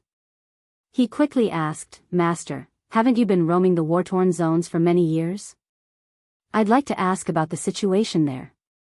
"Brat, you've come to the right person. I've watched that place develop bit by bit into what it is today. Most of the famous mighty ones who rule over a region used to tremble in fear at the mention of my name." Geezer Sure reminisced about the past and rambled on for a while before getting to the point. He said, "The war-torn zones are a general term for many countries. The east reaches the ocean, the north reaches the south of China, the west faces the Nile Straits, and the south reaches the polar regions. There are dozens of countries where the political situation is unstable. After today, there may not be tomorrow. The war-torn zones were initially caused by regional power struggles and resource grabs. When the strong and mighty ones were tired of fighting, they naturally looked for a peaceful solution. Unfortunately, the United States, Europe, Japan, and other major powers interfered, and the chaos lasted for decades. Chaos is a disaster for the local people. I didn't go to school, but I've heard that it's better to be a dog in peace than a man in troubled times. However, to the major powers, this is a good way to fish in troubled waters. They don't have to worry about the people's lives. As long as they work with the mighty ones, they can immediately obtain the maximum amount of resources. After the mighty ones maintain peace, they will quickly gain the support of the public. Even the worst stability is better than no order. If this continues, won't their ambitions grow? Don't they just want to get rid of their original control? Then it's another cycle. Many powers also want to maintain this situation. Other than resources, they also use the war-torn zones as a place to train their mighty ones, a base for human experiments, and an observation room for new weapons. When you're there, you can't just look at the surface. Many things are rooted in the United States and elsewhere. Tallinn is a country located in the middle of the war-torn zones. Before the split, it was one of the top countries. Their Tigny city is the center of the regional black market. There's some order, the order of the mighty. Currently, there are many physical invulnerability mighty ones in the war-torn zones, and even more of them are active there. With your current level, I'll only give you a word of advice. Don't mess with the stars, and avoid the gods. What does that mean? The custom there is that after becoming a top-notch mighty one, they will give themselves nicknames like stars or mythical figures. For example, Venus, Moon, Pluto, Zeus, and so on. If you make a name for yourself, you can give yourself one too. What did I give myself back then? Sigh, a real man doesn't talk about his past achievements. Geezer sure only ended the call reluctantly when his phone was almost out of battery. Lu Qing went over the key points, contacted the military, and arranged the itinerary. When all this was done, Yan Zhika woke up from her biological clock. She asked with a confused expression, "What's the matter?" "Something happened to your brother. His whereabouts are unknown. I'm going to help look for him." Lu Qing tried his best to describe it in a casual tone. Yan Zhika's sleepy expression instantly collapsed. Her clear eyes widened as if she had been pricked by a few needles. "Whereabouts are unknown. Do you know what happened?" She couldn't help but ask. "I'm not sure at the moment. We're waiting for further investigation." However, the military's physical invulnerability mighty one who practices the unique skills of the plague sect confirmed that your brother is still alive. Lu Qing sent a patting head emoji. "Don't worry. Grandpa and Grandma are on their way. I'm here too. Your brother will be fine." Yeah. Yan Zhika replied while nodding vigorously at the dusk of the morning. She took a deep breath and told herself that there was no point in being nervous. She might as well focus on training and throw herself into the heavy workload of schoolwork to calm down. She couldn't let her panic affect Chang's state of mind and make him take risks to improve.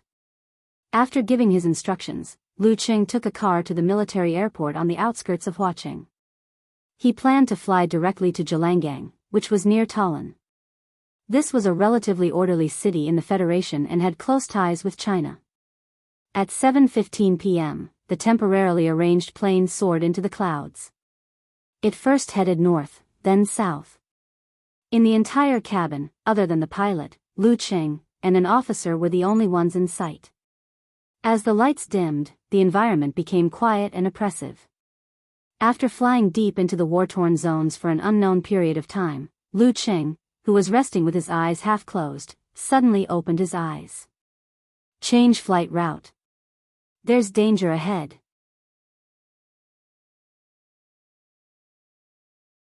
Chapter 652. Change the flight route? The officer at the side was stunned at first, then his pupils constricted.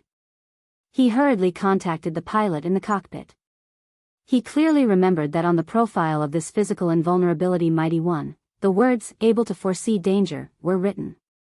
This wasn't a reason to believe it, but an objective description based on the accumulation of facts. Soon, the plane deviated from its original route and took a big detour.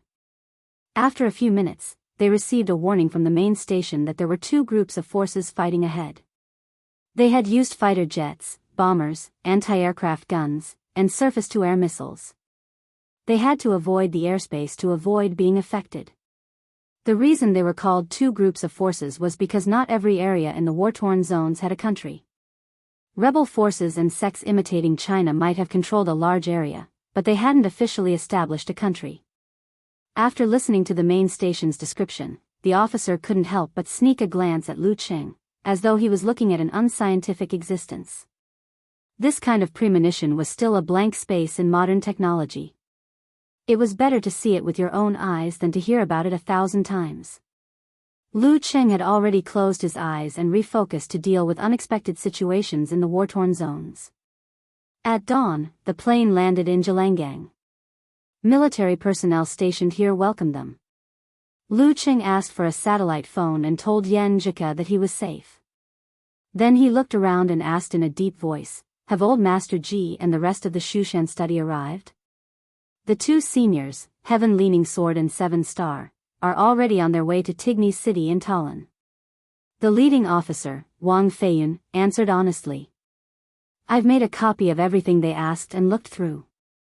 As he spoke, he took out a stack of documents from his suitcase. "Thank you. Lu Qing nodded and took them. He sat in the back of the camouflage jeep and carefully read the documents in his hands, looking for clues that might be hidden in them. The last time Lin Ke came here was 5 days ago. After reading for a while, he asked thoughtfully. Zhelangang was China's base camp in the center of the war-torn zones. Experts who ventured out to the surrounding areas to train themselves would use it as a base to heal, recuperate, replenish their resources, or obtain information. Lin Ke was no exception. Yes. Wang Feiyin pondered for a moment and said, he brought back a group of people. This may be related to what he has done in the past few months. Lu Qing closed the file and tapped the paper with his right index finger. Take me there. There were indeed relevant records in the documents, including the information that Lin Ke had asked for before and after. They almost formed a complete picture of the incident. However, if he went to take a look and ask the person involved, he might be able to gain more information. Anyway, Ku's grandparents had already gone to Tignes, so he didn't need to be in such a hurry. Okay. Wang Feiyin agreed readily. In Zhelangang, China had its own military base and airport, which was where Lu Qing had just arrived at. At this moment, the jeep drove away from the main gate, passing through the quiet and deserted streets in the morning light. Bullet holes could be seen on the walls, indicating that this wasn't a particularly peaceful place. When they arrived at the Chinese relief organization in the south of the city, Wang Feiyin led Lu Qing to a building in the back. Their mental conditions are very poor. Some even show signs of autism, he said, pointing at a large door. Through the window, Lu Qing saw children who were no longer as lively as they were in their childhood. He saw women with blank gazes, and many men who were so quiet that they seemed to have lost their souls, only responding when stimulated. Even with Lu Cheng's current willpower, he couldn't bear to look at those ignorant and empty eyes. He asked Wang Feiyin to find 2 men who were in better condition and asked about what had happened. At this point, he basically understood what Lin Ke had been doing in the past few months. He was tracking down an international human trafficking organization rooted in Tignes. Working with other mighty ones, he had interrupted several of their transactions, causing them to suffer heavy losses. As a result, this mafia organization had kept a low profile. Without more clues, Lin Ke had no choice but to go to Tignes again, partly to hone his skills and partly to investigate.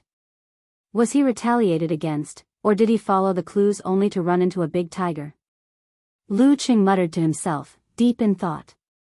He didn't expect a cold, introverted, and taciturn man like brother-in-law to do such a chivalrous thing, risking his life to do it, in a fully enclosed room shimmering with metallic luster. Lin Ke's 4 limbs were powerless as he lay on the bed covered with white cloth.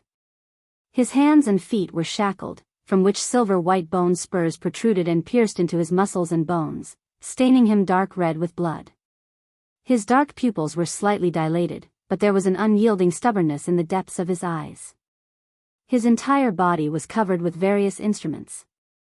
Increase the pain stimulus, observe the reaction of bone marrow and brain waves, extract 10 milliliters of blood, mix in reagent T305, and inject it into lab rat number 106, cut the muscle 3 centimeters deep, apply reagent T246, record the rejection and recovery reaction process, pay attention to the data collection, pause, give lab rat number 19 time to recover and organize the previous data. Cold and emotionless voices entered his ears. Waves of unbearable pain hit his body. Lin Ke felt like he was being cut into pieces, and he wished he could pass out immediately. But he stubbornly held on. In a daze, he felt like he was in hell. If not for the lack of strength, he would have bitten his lips. Finally, the torture came to an end.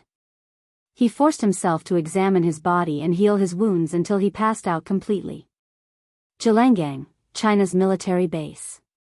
Lu Qing used the satellite phone to contact Ji Jianzhong and Dou Ning, who had already arrived in Tignes City. "You're here too," said Ji Jianzhong, gratified.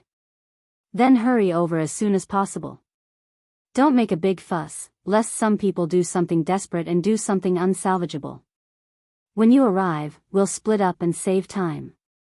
At first, Lu Qing didn't understand. After thinking for a while, he understood why Old Master didn't want to make a big fuss. His brother-in-law had left the stage of attention before reaching the inhuman stage. He had a bit of a reputation, but it wasn't resounding enough.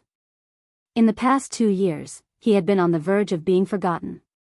Therefore, his details wouldn't be taken seriously by the intelligence agencies of various countries. It was only natural that the organizations in the war-torn zones wouldn't know about his background. If they realized that kidnapping him would attract at least 3 physical invulnerability mighty ones, there would only be 2 choices left. They could either use a hostage and negotiate for a better outcome, or they could kill him to silence him and erase all traces of their brother-in-law's whereabouts and make him disappear from the face of the earth. This possibility wasn't low. Of course, Old Master and Old Madam weren't willing to take the risk. They wanted to confirm the clues before sweeping the area with lightning speed. Phew. Lu Qing heaved a sigh of relief. After sharing the latest situation with his wife, he put away his satellite phone and asked for a map of Talon and Tignes. Without further delay, he left Jilangang. Measuring the distance by foot was faster and more agile than any off-road vehicle. In the afternoon, when the sun was high in the sky, he arrived at Tignes after crossing the mountains. He went around several entrances that were guarded by fully armed personnel and snuck into the city from an impossible position. His first target was the common street that was mentioned in the information. The common street where Lin Ke had stayed for a while to recuperate from his injuries. Children in their teens patrolled the streets with automatic rifles. Their clothes were tattered, and their skin was dark. The innocence on their faces had been replaced by numbness and the occasional flash of hatred. Lu Qing concealed his aura and activated the secret arts of cultivation. Using the refraction and distortion of sunlight from the ice, he disguised himself. He walked on the streets like that. The patrolling Boy Scouts ignored him. Longhu lineage, art of invisibility.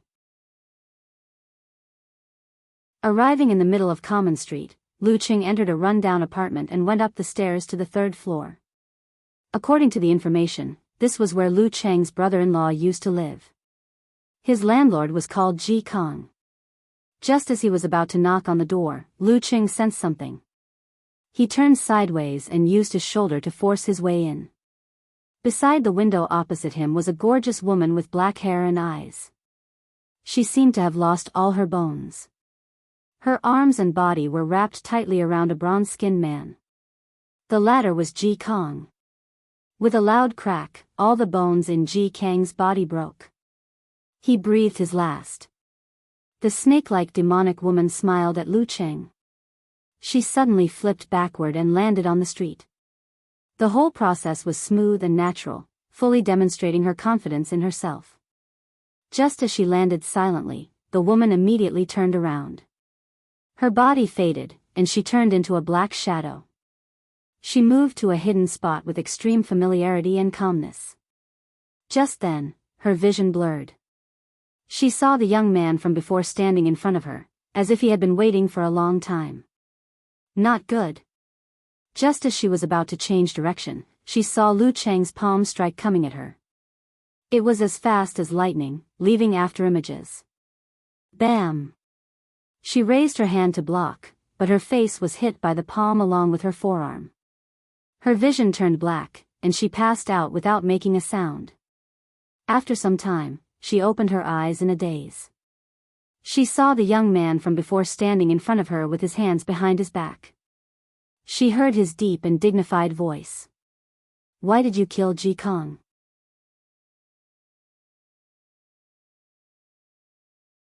Chapter 653. Why did you kill Ji Kong? Seeing no reaction from the snake-like woman, Lu Qing asked again in English. Anyone who could make a name for themselves in the war-torn zones had to master both English and Chinese in addition to their mother tongue. The woman, who had strangled Ji Kong with her body, tried her best to show her authority. The organization sent me. Do you want to make an enemy out of us? I'm asking why, that's all, Lu Qing replied calmly. He didn't want to waste any more time. The word army appeared in his mind.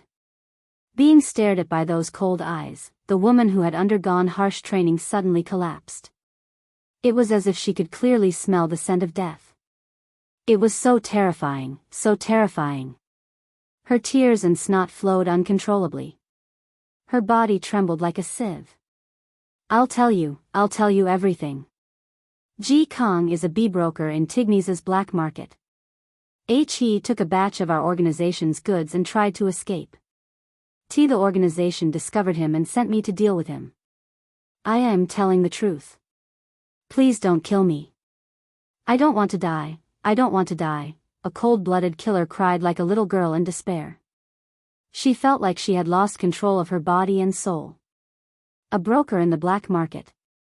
Consistent with the description in the information. Lu Qing nodded slightly. What organization are you from? Star Alliance, spare me, the woman replied while sobbing. An organization that controls 3 zones and has physical invulnerability mighty ones. Lu Qing sensed her mental state and confirmed that she had broken down. She couldn't be lying to him. It seems like Ji Kang's murder has nothing to do with Lin Kei's disappearance. It's something else. As expected of a war-torn zone. After a few seconds of silence, Lu Qing took out his phone that had no signal and pulled up a recent photo of Lin Kei provided by the military. Have you seen this person before? The woman trembled as she looked at the photo. She shook her head hurriedly. No, I haven't. Fearing that Lu Qing wouldn't believe her, she quickly added, You can go to the Jinwale bar on Tuten Street and ask around. They have a general behind them. It's one of the main places for information exchange in Tignes, involving many people. If the person in the photo has been to Tignes, someone there should have seen him. There was a brief mention of it in the information, but it wasn't as detailed as the rose mill that was involved in human trafficking. The Jinwale bar should be used by the lower class. Every snake has its way, and every mouse has its hole. Lu Qing made up his mind. He walked to the entrance, opened the door, and disappeared into the dark passageway, ignoring the female killer who was lying on the ground. The female assassin watched him leave in a daze. After a long time, she came back to her senses and cried again, full of the joy and venting of surviving a disaster. She used both her hands and feet to try to stand up, but her body was trembling so much that she couldn't exert any strength. With a bang, she fell back down again. Her face was covered in dirt, and her body was covered in dirt. At this moment, clear footsteps came from the corridor. Devil? That devil is back? The female assassin's pupils shrunk, and her hair stood on end. She felt as though electricity had passed through her tailbone. She forgot about the soreness and weakness she felt earlier. She jumped up, ran out of the window, and jumped out. Bam! She couldn't stand properly and fell like a gourd. She didn't know how many bones she broke, but she forced herself to crawl into the small alley. Her heart echoed with one thought after another. I won't go on missions anymore. This world is so scary. I want to book a counseling appointment. In the corridor, a boy with a rifle found an abandoned room and peed in it comfortably. Compared to Carmen, Tuten Street was obviously much more prosperous. Although there were many people who were tough, they weren't as austere as the group of Boy Scouts. At the entrance of the Jinwale bar stood a total of 6 burly men. They didn't hide the bulge at their waists, and one of them was even holding an AK rifle upside down. Without any hesitation, Lu Qing walked over and said with an imposing manner, I want to see your boss.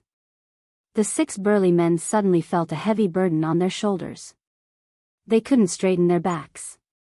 They felt that the young man in front of them was both tall and deep. His words were irresistible, and they only wanted to obey. Yes, as you wish. The blonde leader answered with trembling legs. He led Lu Qing inside. They passed through the first floor, which was packed with people, loud music, and dimly lit. They arrived at the stairs leading down. It was only then that he remembered to report. Underground, where the underground boxing competition was taking place, there was a spacious and luxurious office. Behind a steel desk sat a man in a red general's uniform. He was dignified, domineering, and stern. He wore a large brimmed hat that covered his eyes. Whenever he swept his gaze across anyone in the room, they would tremble in fear and want to kneel down and beg for mercy. And every one of these people was famous in the Jinwale Bar, Tutton Street, and even Tigny City. "Mr. General, a guest wants to see you." A trembling voice sounded from the walkie-talkie. The man known as the general clasped his hands on the table. After a moment of silence, he said calmly, "Let him come over. Let's see who's looking for me by name." Lu Cheng's hands hung naturally, his index finger using the seam of his pants as a pendulum. He followed the blonde man down the stairs and found another world underground. Bypassing the ring filled with intense fights and blood, he arrived at the entrance of the office. He saw the bar owner in a red general's uniform and a large brimmed hat surrounded by more than 10 experts. "It's you."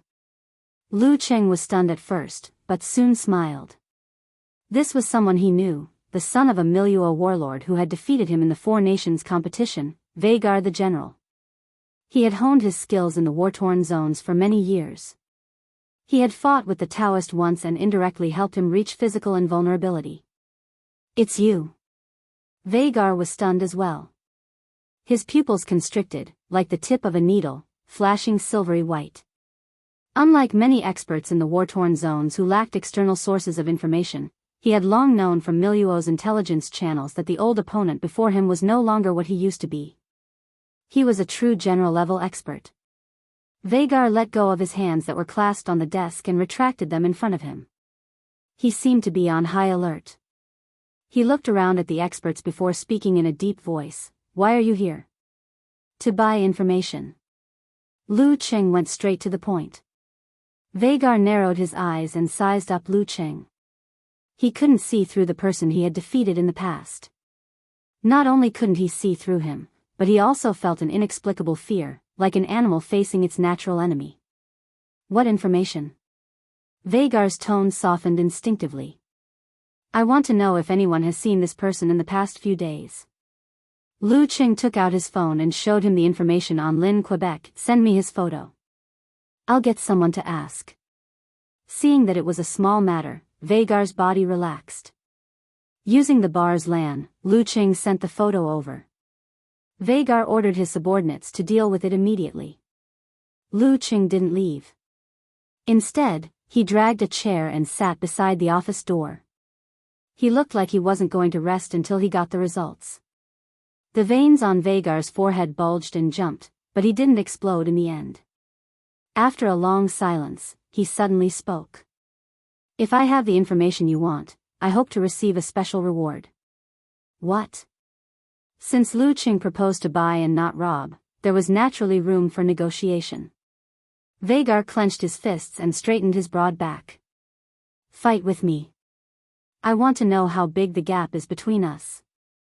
He wanted to stimulate himself and find the dawn of becoming a true general-level mighty one. "No problem." Lu Cheng nodded after a few seconds of silence.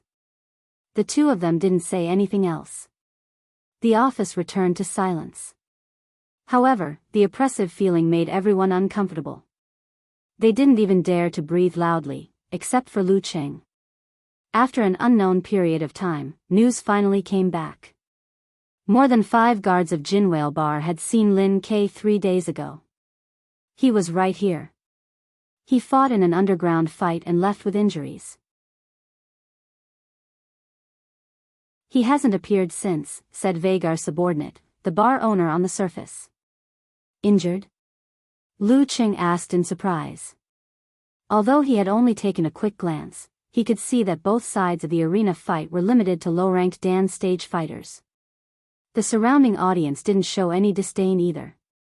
Brother-in-law was an inhuman mighty one who had awakened his supernatural ability in advance.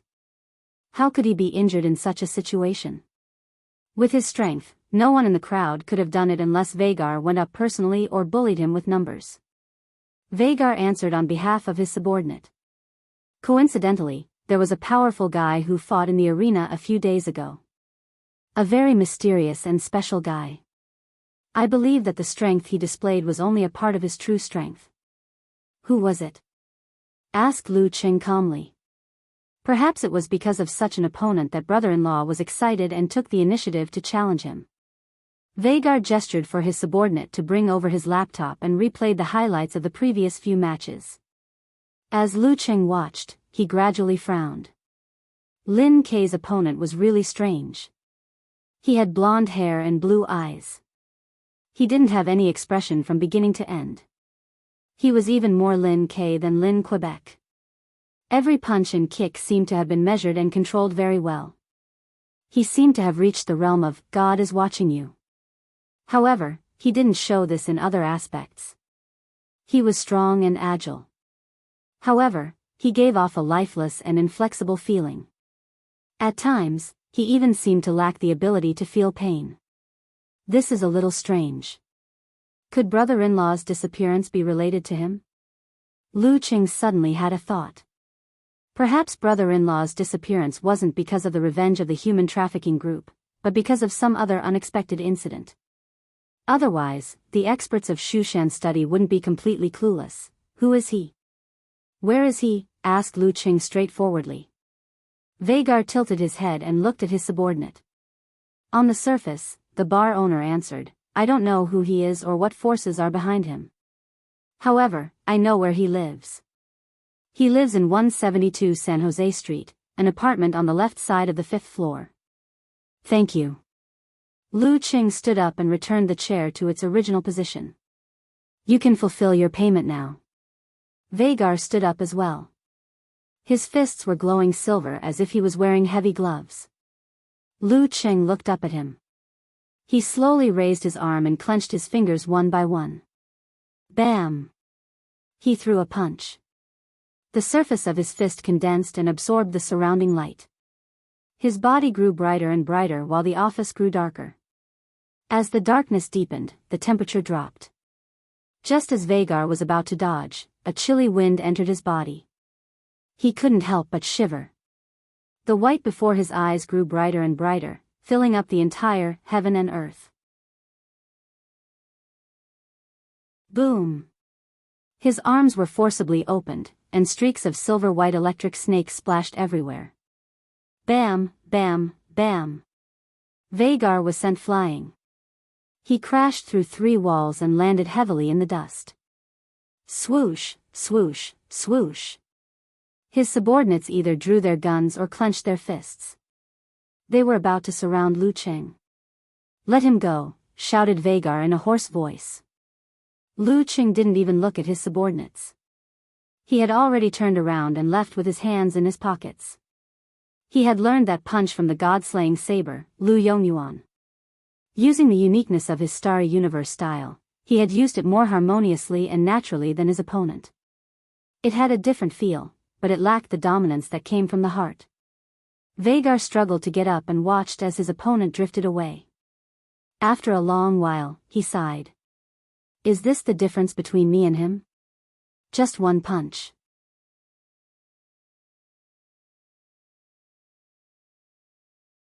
Chapter 654. After leaving Jinwale Bar, Lu Qing didn't head straight to San Jose Street. He had been on the move for Lin Kei's matter and hadn't eaten or drunk anything. His mouth was dry and his stomach was growling. Although he hadn't lost his ability to fight, he wasn't in peak condition either. His next target was a little strange. He couldn't be sure what kind of danger was lurking. He had to be fully prepared. Looking at the darkening sky, he condensed a piece of ice crystal and stuffed it into his mouth. He melted it with his tongue. It was cold, refreshing, and nourishing at the same time. According to the map given by the military, there should be a small food market nearby. It's open from 6 to 8. Lu Qing muttered to himself. He scanned his surroundings slowly but didn't find any restaurants. There were less than 5 shops on the entire street that were still open. He didn't turn back to look for Vagar. Following his memory and occasionally looking at the map, he circled around to a ruin that seemed to have been bombed by a plane. The faint light of dusk shone in, blurring the shadows of the people hiding in the shadows. The stall owners came one after another from all directions and took up their assigned positions. They were fully armed and loaded with guns, for fear of encountering customers who would take risks out of desperation. Lu Qing looked as far as he could. He saw hardtack, small bags of flour, and cans with Chinese labels on them. "Can you give me 2 cans of beef?" A 17 or 18-year-old girl with messy hair walked past Lu Qing and stopped in front of a stall owner with a full beard. She stared at the tin box like a hungry wolf that had finally found its prey and couldn't bear to look away. With Lu Cheng's hearing, it wasn't hard to hear the sound of her swallowing.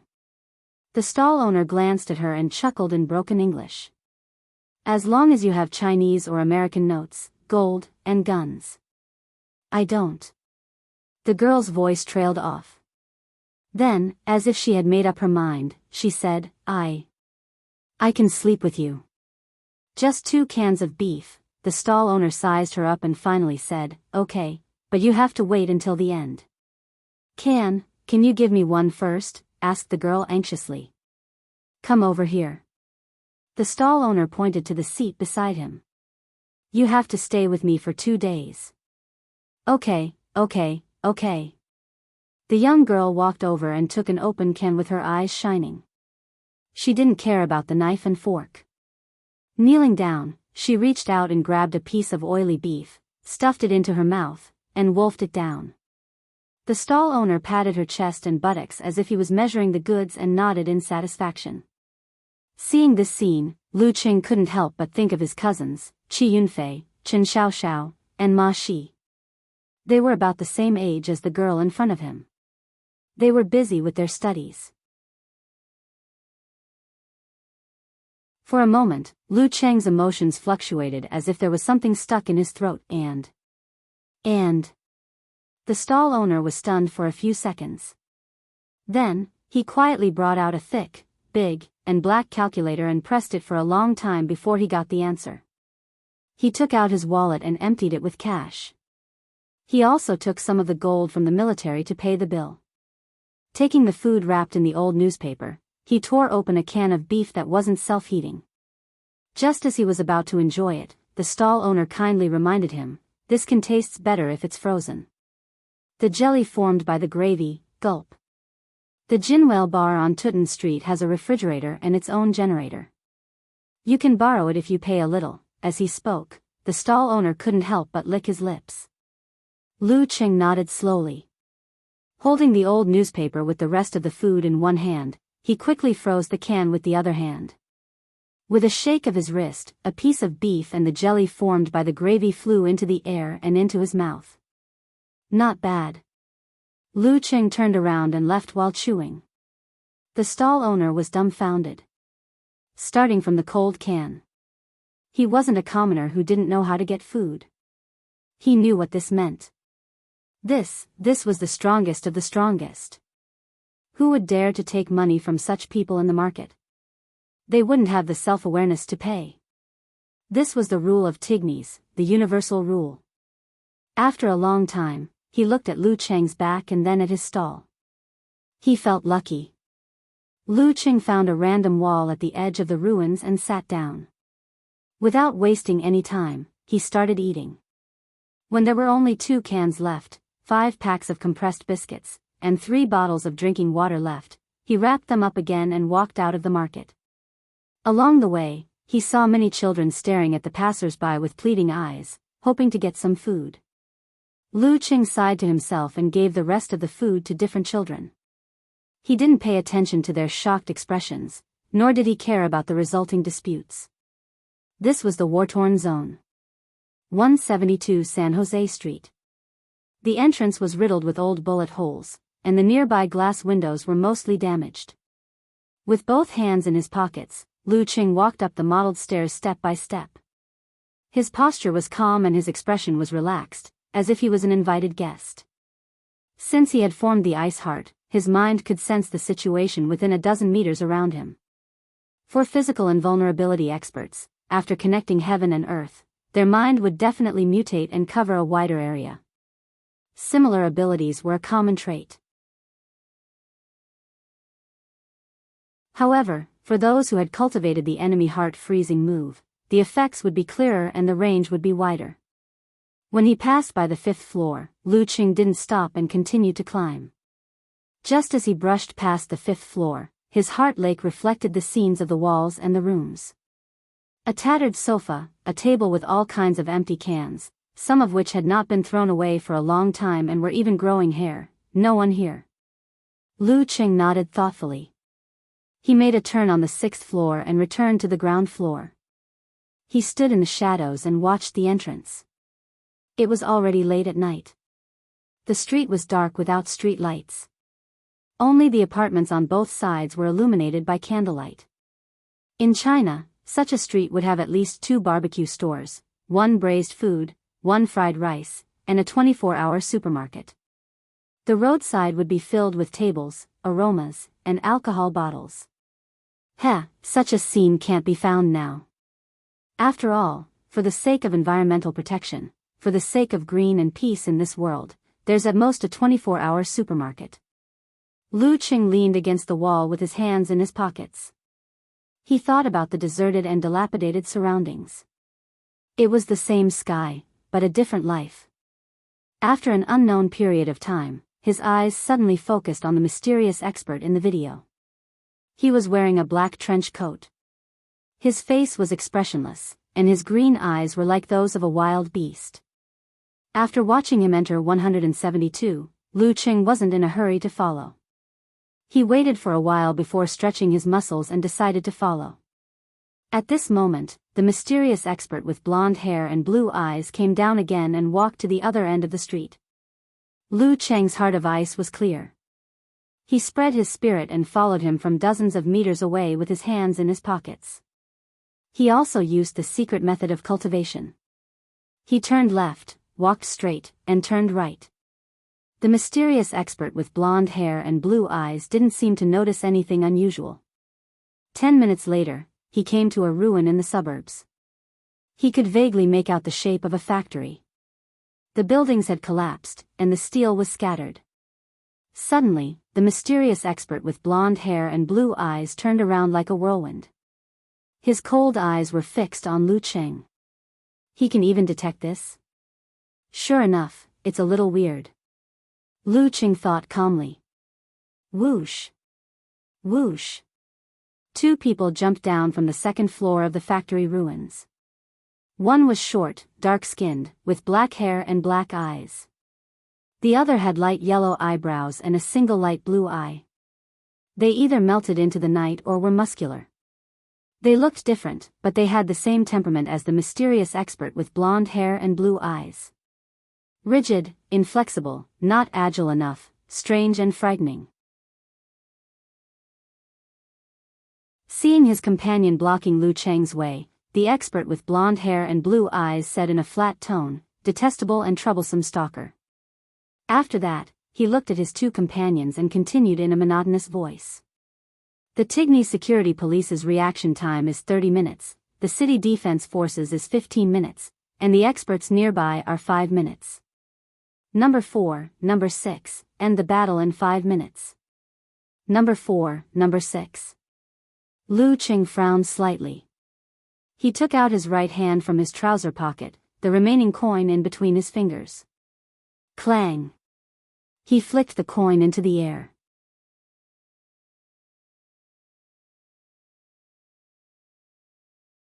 Chapter 655.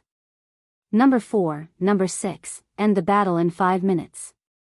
As the mysterious expert's voice fell, his companion underwent a miraculous change. The short, dark-skinned man who seemed to have blended into the night began to swell up like a balloon. Silver electric snakes flowed out of every muscle of his body, condensing into a terrifying lightning spear in his hand, causing the surrounding weeds to tremble. He took a step forward and blocked Lu Cheng's path of retreat. He stretched his back and opened his arms, ready to throw the bright silver lightning spear. Paw! Paw! Paw! The one-eyed man's muscles and bones opened up. His right arm was as thick as a cannon barrel, making his body look abnormally deformed. He was half a beat slower as he approached Lu Qing in a layered manner. He imitated the launch of a missile and threw out a punch. The mysterious expert with blonde hair and blue eyes stood opposite Lu Cheng. He raised his arms, thumbs against thumbs, index finger against index finger, forming a cannon muzzle. Bzzzt. Blazing white light gathered within and circled rapidly. A dangerous aura spread out. This was an ability he had never displayed in the arena at Jinwale Bar. It was an even more powerful ability. At this moment, a crisp sound rang out as a coin tumbled into the air. The three people surrounding Lu Cheng subconsciously raised their eyes to look at it, and the movements of their hands slowed slightly. Slowly, Lu Cheng moved his joints and took a step back. As he took a step forward with his left leg, he lowered his body and arched his back. Bzzzt. The exaggerated bright silver lightning spear landed where he was originally standing, a few feet deep into the ground. Rings of electric arc spread out in all directions. Boom! The blazing white light was like a laser beam, piercing through the night and Lu Cheng's afterimage. It hit a distance away, creating a powerful explosion. Bam! The one-eyed man's fist landed on the void above Lu Cheng, dispersing the airflow and creating a strong gale. The one-eyed man's eyes narrowed. He moved his shoulders, intending to change from a punch to a chop to beat his enemy. However, the moment Lu Cheng lowered his body, the surrounding temperature dropped instantly, turning darker than darkness. Stars leaped out one after another, warming up the area. Bam! He straightened his back, swung his left arm diagonally, and struck the one-eyed man's fist. The starry sky reflected on the ground instantly enveloped his opponent. Fundamental unique skill, Cosmic Phantom. Layers of cold turned into ice, sealing the one-eyed man inside, causing his expression to freeze. Whoosh! Whoosh! Round after round of stars flew over, one after another, densely packed. Rumble. Rumble. Rumble. Layers of flames overlapped, forming a huge mushroom and a cloud that spread out in all directions. Taking advantage of the chaos, Lu Cheng turned his waist and moved to the side of the short, dark-skinned man. Amidst the smoke and explosions, he clenched his right hand into a fist, covered in light purple, and punched out heavily. The short, dark-skinned man didn't panic at all, as if he had completely lost his emotions. He raised his left arm, bent his elbow, and met Lu Cheng's fist with a fluttering silver snake. The blonde guy didn't look at the one-eyed man's end anymore. Facing the enemy's back, he slid forward and threw a punch. The blazing white light formed a pincer attack. At this moment, the coin that had been bounced into the air fell into the range of Lu Cheng's mind. With a gentle tug, the Emperor Yan's fire force contained within suddenly exploded. Rumble. With a flash of light, the blonde guy's eyes were filled with white. He felt a few pieces of debris shooting towards him. Instinctively, he lowered his head and extended his left hand to protect his vitals. The short, dark-skinned man's body and mind trembled, as if he was experiencing an uncontrollable knee-jerk reaction. Rumble. Lu Cheng's fist, which was covered with a faint purple flame, hit him on the elbow. The electric snake disintegrated, the skin was instantly charred, and the enemy was trembling all over. Under the force of the rebound and the pressure of the paralysis, he turned his waist and back. As if he was skating on ice, he nimbly turned to the back of the short dark-skinned man, causing the blonde guy to hit empty air. Bam! Lu Cheng stepped forward and pressed his knee, cutting off the short, dark-skinned man's ability to kick backward. At the same time, he extended his right hand and firmly pressed on his opponent's elbow joint. Bam! Lu Cheng swung his left arm and punched out. The light purple was restrained and looked like only a thin layer. The short, dark-skinned man couldn't block in the shock. He wanted to jump forward to avoid this fatal blow, but how could his speed be faster than a punch? Rumble. Lu Cheng's left fist landed squarely on the enemy's back. The enemy's flesh and blood immediately disintegrated. Pieces of flesh and blood flew in all directions, burning with flames. Plop. The short, dark-skinned man fell to the ground, leaving only his waist and lower body. Bam! Bam! Bam! In the spreading mushroom cloud, more than a dozen pieces of charred flesh and melted and twisted metal proved the existence of the expert, the one-eyed man. The blond guy stopped in his tracks, turned around, and fled without hesitation. He didn't look like he was about to collapse. It was as if he had judged the situation in an instant and made the right choice. At this moment, a deep, solemn voice suddenly rang in his ears. Formation. The surrounding airflow transformed into layers of shackles, firmly imprisoning the blond guy in place. His eyes were blazing white, as if there were turbines pressurizing in his body, trying to break the shackles by force. Lu Qing caught up with him in one step. He shook his arms and stretched out his hands. They passed through the cage and clasped the shoulders of the blond guy. He suddenly turned his waist and back, lifting and shaking his palms. Kacha! Kacha! The sound of joints falling off and bones cracking could be heard from the blond guy's body. The condensed blazing white dissipated helplessly, turning into light and shadow. With one strike, this mysterious expert turned into a pile of mud without the support of bones. At this moment, the coin fragments fell to the ground in different directions. Lu Qing didn't waste any time. While watching the blond guy fall to the ground, he concentrated on the ancient words in his mind, outlining the blood-evil qi. Army. He said coldly and sternly, imprinting a sharp and terrifying feeling on the unguarded mind of the blond guy. Lu Qing thought the guy would break down instantly, lose control of his bodily fluids, and answer whatever he asked. Unexpectedly, the guy didn't react at all, as though he wasn't afraid at all. Strange indeed. Lu Qing muttered to himself. He switched to the secret arts of the fire sect and the secret arts of the cultivators, but it was still useless. Whether it was mental intimidation or forced hypnosis, it was like facing a corpse. Seeing this, he thought of something. He pressed between his eyebrows and directly used his strong mind to attack the guy. Over and over again, after a total of 9 times, Lu Qing suddenly heard an illusory shattering sound. The blond guy finally showed a pained expression. He rolled with difficulty and roared in a low voice, "Let me go, let me go." Who am I, who am I? Lu Qing watched quietly, squatted down, took out Lin Kei's photo, and hung it in front of the guy. His voice went straight into the guy's ear. Where did you take him? The blond guy's condition clearly wasn't suitable for step-by-step questioning. He simply assumed that the guy had something to do with his brother-in-law's disappearance. He boldly hypothesized and carefully verified it. The blond guy, who was still groaning in pain, followed the question and looked at the photo. He was stunned for a moment. Number 16, it was number 16.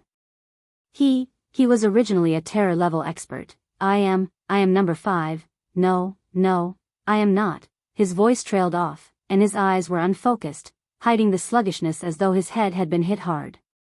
Where did you send him? Lu Qing was delighted, but immediately tensed up. He asked in a low voice. My brother-in-law's disappearance really has something to do with these mysterious guys using numbers as code names. The blonde-haired, blue-eyed man gasped for breath. Base, Tigny's Northport base. Before he could finish, something seemed to have been triggered. Blazing white flowed in his body and exploded silently. Lu Qing couldn't stop it in time. After the blazing white disappeared, the blonde guy curled up even more painfully. Every muscle seemed to have gained its own spirituality, dancing on their own. Ah! Amidst his screams, his waist shriveled, and the muscles on his back bulged. 2 new arms covered in scales grew out. Genetic breakdown. Lu Qing muttered to himself. He stopped trying to save the guy and gave him a quick death. After the blonde guy died, his muscles, tendons, and bones were still changing. But in less than a minute, everything turned into a bloody pulp. In an apartment in Tigny's, a brown-haired man with chiseled features sat on the sofa. He stared blankly at the blank TV screen, deep in thought. He wore a green and white baseball uniform with a large number written on the back. 16. Suddenly, his eyelids twitched. There seemed to be a flash of light in his eyes, as though he was equipped with a retina-based communication device. The signal sources of number 4 and number 6 have disappeared. The blocking program of number 5 has been activated. The old man in the green and white baseball uniform stood up abruptly and looked towards the outskirts of the city. The signal source of number 5 has disappeared as well. Narrowing his eyes, the man walked to the window, pressed his palm, and leaped out. He clearly had terrifying strength. He believed that he didn't have to fear anyone in Tignes. Even if he couldn't beat them, he could still escape. Lu Cheng looked at the bloody pulp on the ground. After a few seconds of silence, he took out the satellite phone from his backpack and called Grandpa G. "Hello, Senior G. I found a clue to Lin K's disappearance. Can you come over?" "Sure." Ji Jianzhang didn't ask for details. He trusted Lu Cheng fully.